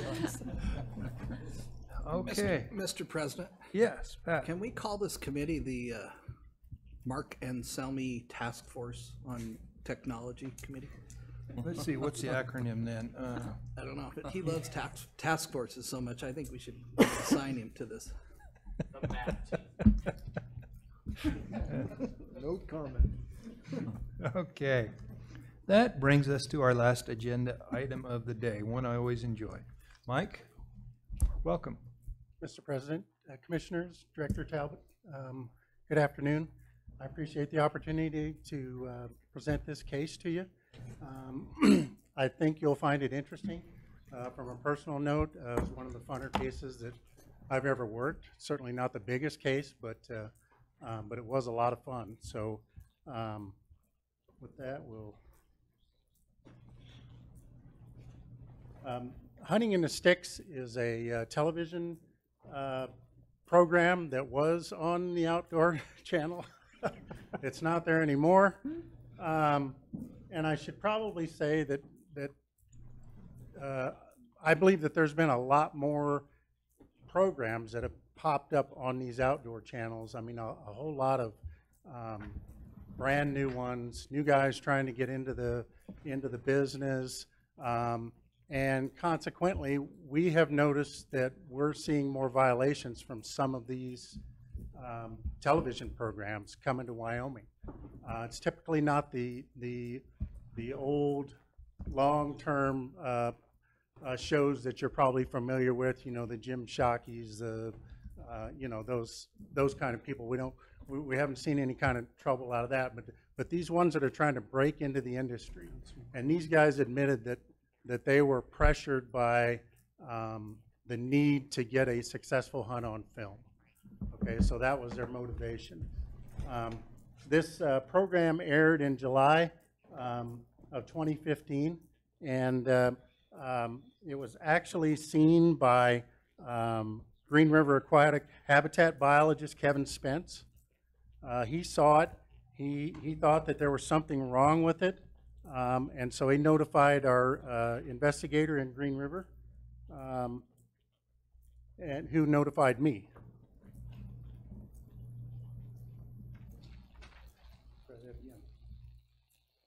And this is a video clip from the show. This is Ricky Mills, and this is a bow hunt for elk.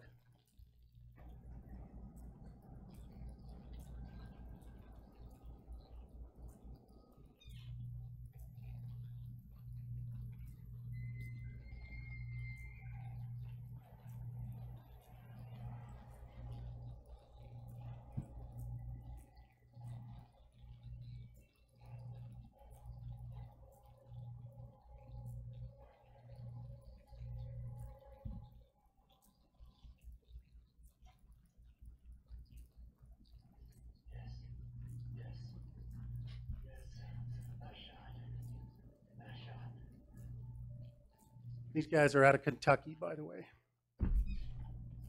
You'll notice their Kentucky accents.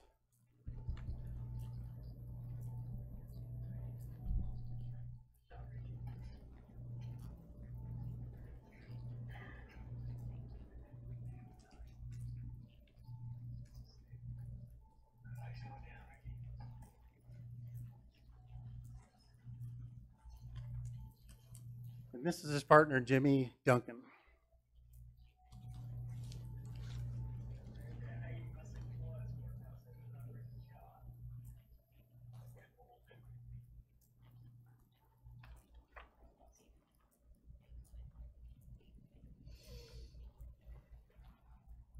All right, and this is a short clip of Jimmy Duncan's elk hunt.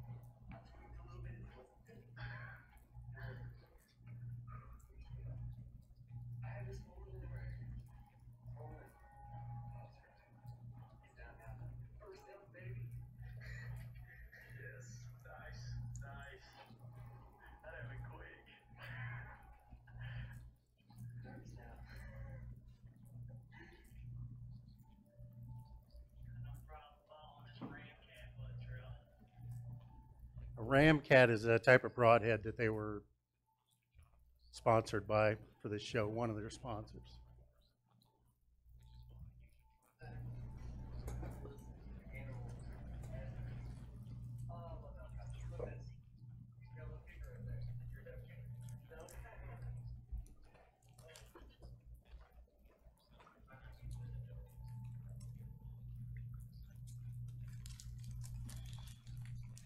Okay, so following that, we started to pull information off of the internet.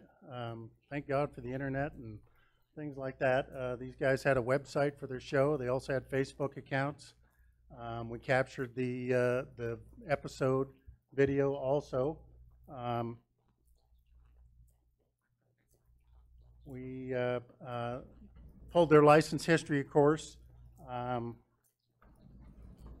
Mr. President. They were licensed to hunt deer in area, or in Region B at the time. Now, Area 10 is not part of Region B now, but it was then. Okay, so that's where they were licensed to hunt deer. They were licensed to hunt elk, and this is still the deer map, but they were licensed to hunt elk in 51. Area 51 is roughly between the community of Crandall and Yellowstone. Mike, we've got a question. What did the biologist, or you said someone out of Green River thought something was unusual?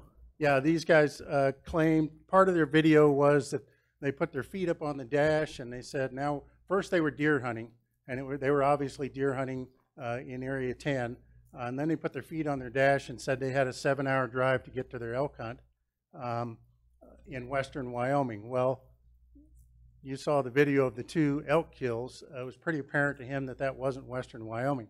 And if any of you have ever been in Area 51, you know right away that that is not Area 51. But of course these guys, they were under tremendous pressure. What we found out was they were licensed to hunt in Area 51 for elk and Area 10 for deer in 2013 and 2014. Okay, so they got that license history. So let's see. I contacted the local game warden in Douglas, which is Rod Liebert, and about that same time, I also contacted the biologists in the area, Joe Sandrini, Heather O'Brien, Justin Benfit. I also called Chris Queen up in that is the warden for Area 51 elk. They all agreed that there's no way those elk were killed in Area 51, and the consensus was that it probably happened in the Miller Hills, Cow Creek Buttes area I'm sure that Commissioner Byrd is very familiar with. So, so with that, and again, these are some of the photographs that we pulled off their sites and stuff, and you know, it's showing the elk. Of course, this doesn't say they're elk hunting there, but obviously there's elk there, and obviously that's not Area 51.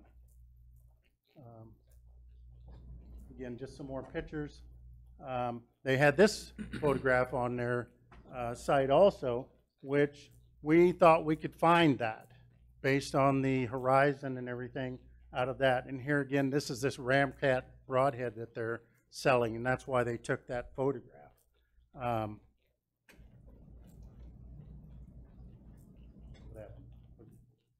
Okay, again, just some more of the photographs and stuff that we took off of there. Some of their hero shots. They also had this one on there. And this is a photograph of Ricky Mills' elk after it was mounted, and it was said to be in Kentucky while it was doing that. Why that's important to us is now we've got a Lacey Act violation. We know that, okay? So, so that helps us out quite a bit. We also got the Fish and Wildlife Service involved at that point. They were working with us on this case.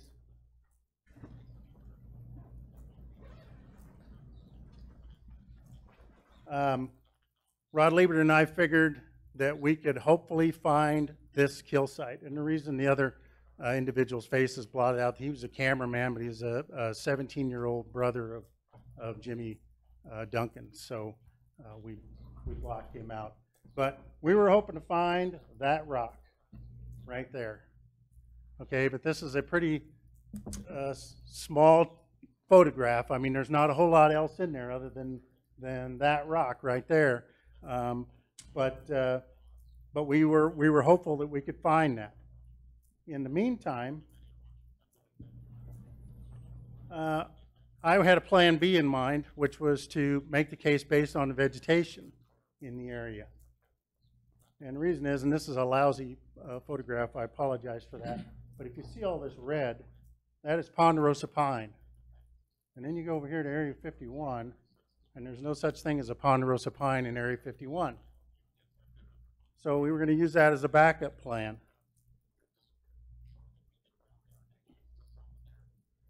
Rod and I made several trips up into the area of the Miller Hills and Cow Creek Buttes looking for that rock.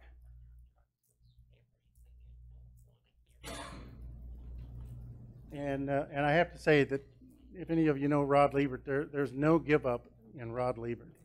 Just not in his vocabulary.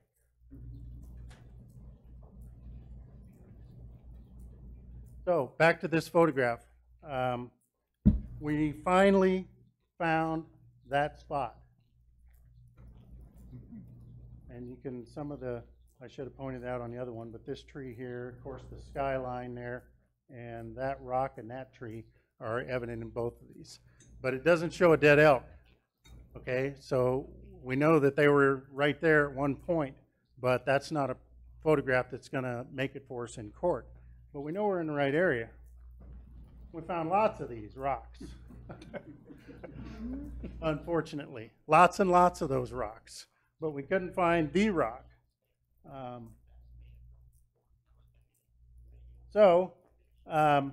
We got a break when we were talking to a fellow named Eric Koss, who's an investigator for the Converse County Sheriff's Office.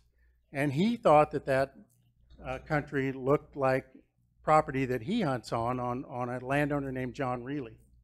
So we contacted John Reilly, and sure enough, he said, yeah, I know those guys. They camped on my creek and hunted deer on me.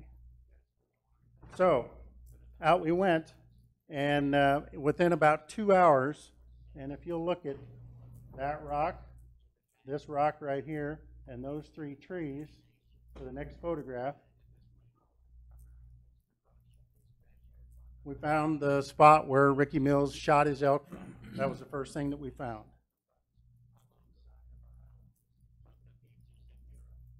Okay, back to this photograph. And remember that big rock right there. Specifically, look at that little hole in the rock.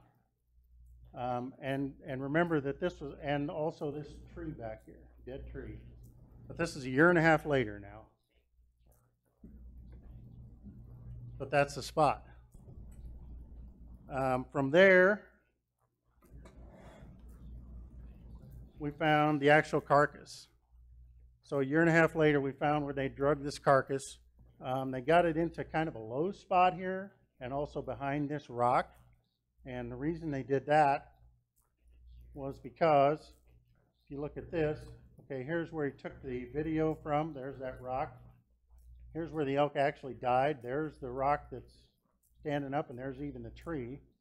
They killed it there. They drug it all the way over to here because the landowner has a four-wheeler trail that goes right down through here. And so they concealed that elk behind that rock.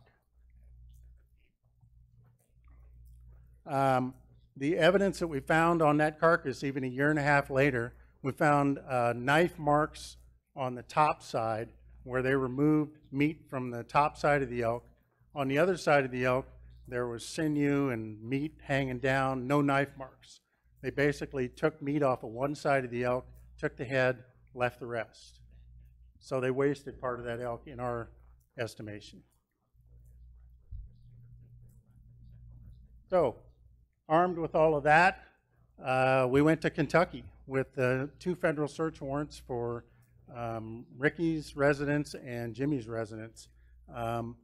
We did not know that the elk were not at their residences at the time, but we did have warrants for those. We also had warrants for their computer equipment that had that they used to edit their videos and stuff with. So these are federal agents, and this is kind of something we do before we have what we call a takedown, is kind of a briefing so that everybody knows what their job is, where they're going to be. These are Kentucky officers and Kentucky vehicles kind of staging before we go ahead and drive over to the 2 residences. Try to do that simultaneously, usually pretty early in the morning, but not too early. So this is where Ricky Mills lives. He was there. He was shocked to see us, and I do think that it adds an element when Wyoming officers show up at your door in Kentucky. You know, sometimes it's very common for us to just send out leads to another state or another agency and ask them to do interviews for us. We get mixed results from that. You know, they don't have the buy-in that we do, obviously. So if it's a big enough case, department's been real supportive, and we'll go and do these interviews along with the other agencies. So, and I think it really has benefits. We found out that the elk were actually at Ricky Mills' uncle, who is a taxidermist. He still had both animals. Those are both the elk right there. So we seized both those elk and brought them back to Wyoming. We took DNA off of that carcass that was on the ground that had been laying there for a year and a half. And believe it or not, the lab was able to match that carcass with Ricky Mills' elk off the wall. So we knew we had a guaranteed match there. The U.S. Fish and Wildlife Service did all the forensics work on the computers. There was 1,188 video clips from Wyoming that I went through, each and every one of them. They were, you know, they weren't terribly long, but that was still kind of an arduous process. And one of the good things we found, remember, we didn't find Jimmy's kill site. There was a photograph. That photograph was also in the computer, but that photograph was placed in the computer from his cell phone, which has lat longitudes. So based on that, we went back out and we found his carcass. And we'd actually passed by that carcass a number of times, but it was in such a low spot and overgrown that we never saw it. And the lat longitudes got us within about 75 yards of it, so pretty accurate. There was a ramcat broadhead still there. And based on our investigation of that carcass, we determined they didn't take anything off of it except the head.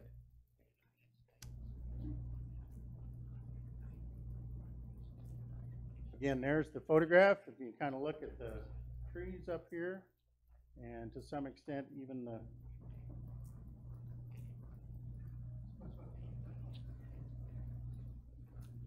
I always got Rod to pose for these pictures and keep myself out of them, so.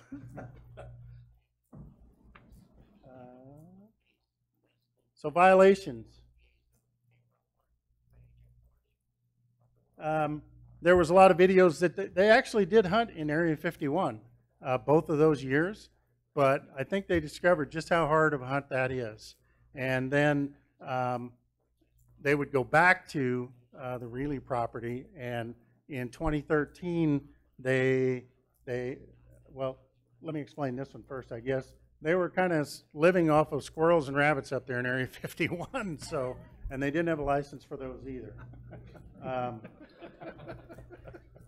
But in 2013, they encountered this bull, and they shot an arrow and just missed him.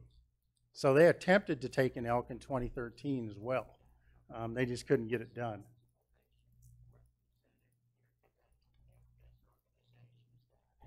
And then Jimmy in 2013,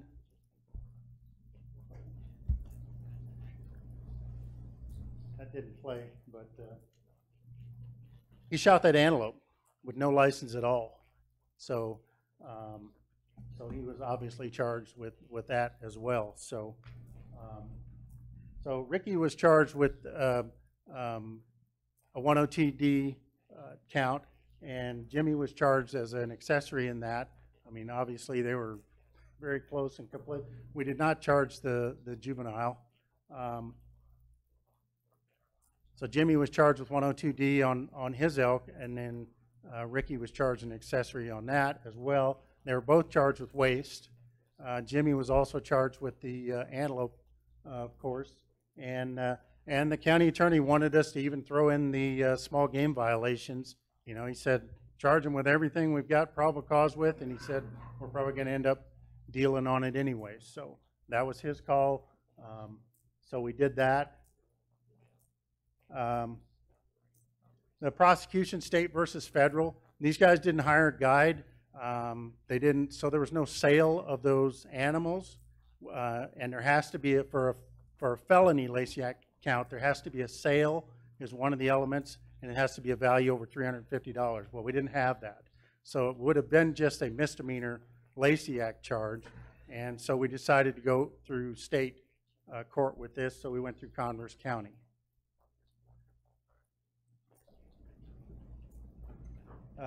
Ricky Mills pled guilty to everything, despite several people, including myself, kind of suggesting that he probably ought to get an attorney.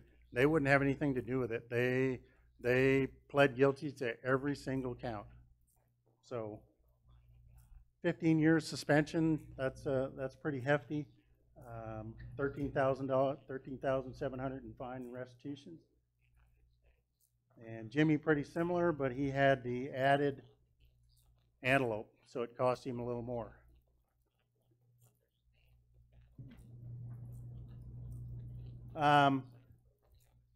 The press and social media attention that this thing got was amazing.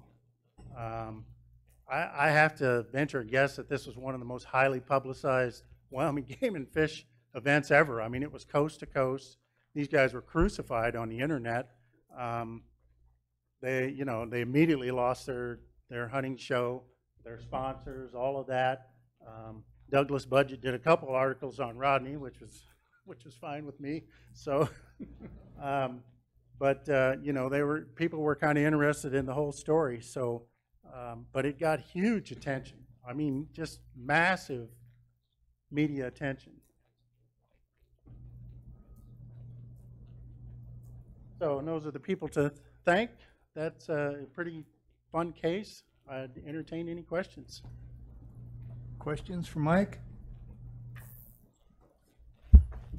Mr. President, Yes. why isn't sale of the video and the profits they made off their hunting show a sale of an animal for purposes of a Lacey Act violation?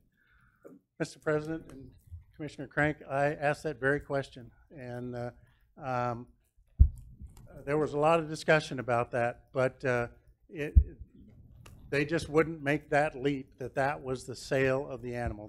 These guys obviously realized a financial gain from this video and their show and their sponsors and all that, but it wasn't a direct sale of that animal, so they wouldn't go with it. Okay. Mike, I always enjoy these presentations. There's no doubt that a case like this and the press that it received serves as a deterrent. And so we appreciate your efforts and your time coming here today to present it to the commission. Any other questions for Mike? I think so. Great job. Thank Yeah, you. really good job. Thank you. Okay, that was our last agenda item, so I would offer a call to the public. Is there anybody here that would like to address the commission? Yes, go ahead, sir. If you state your name, please. My name is Levi Jensen, 12-year resident of Wyoming and Gillette. Two comments. First one, I apologize for missing the technology discussion on the agenda. I wanted to weigh in a little bit on some of the technology out there that I see is an issue worth looking into for regulating. That'd be game cameras, particularly the cellular-enabled game cameras, in which a game camera can be set out in anywhere you want to, and they pick up a cellular signal, and you can send photographs, videos, probably sound. I don't know where the technology is going exactly, but in real time, a hunter could get that kind of information and go directly to where that game could be at any time. I would propose something along the lines of what Montana would do and have an outright ban on those types of game cameras to be used during seasons. I would encourage staff to look into that as they're looking into this particular agenda item as an additional technology item to look into. I would probably go further than that if it were my preference completely. Not allow any type of game camera to be used during open seasons, but definitely not the cellular-enabled type of game camera. The second thing I want to bring up was President Trump signed an executive order yesterday to enhance public access for hunting and fishing. And I would definitely like to see the Wyoming Game and Fish look into different ways that Wyoming could work with the federal government to work with that new executive order. If that's new funding that could be available to the Access Yes programs, or even new programs that could be enabled through that type of executive order. Not sure exactly what the intent of the executive order is. I just read it quickly today, but it does talk about working with the state and local agencies in order to provide this end goal of enhanced public access. So I would just encourage you guys to look into that if you're not already and not already on top of that. So that's all I had. If you have any questions for me while I'm up here. Questions for Levi? Thank you for coming forth. And we did discuss the trail camera issue at length. That was a discussion. Thank you very much. Is there anybody else that would like to address the commission? Okay, with that, I guess, anything else any other commissioner wants to bring forward? With that, I guess we will adjourn. Thank you very much for your attendance today.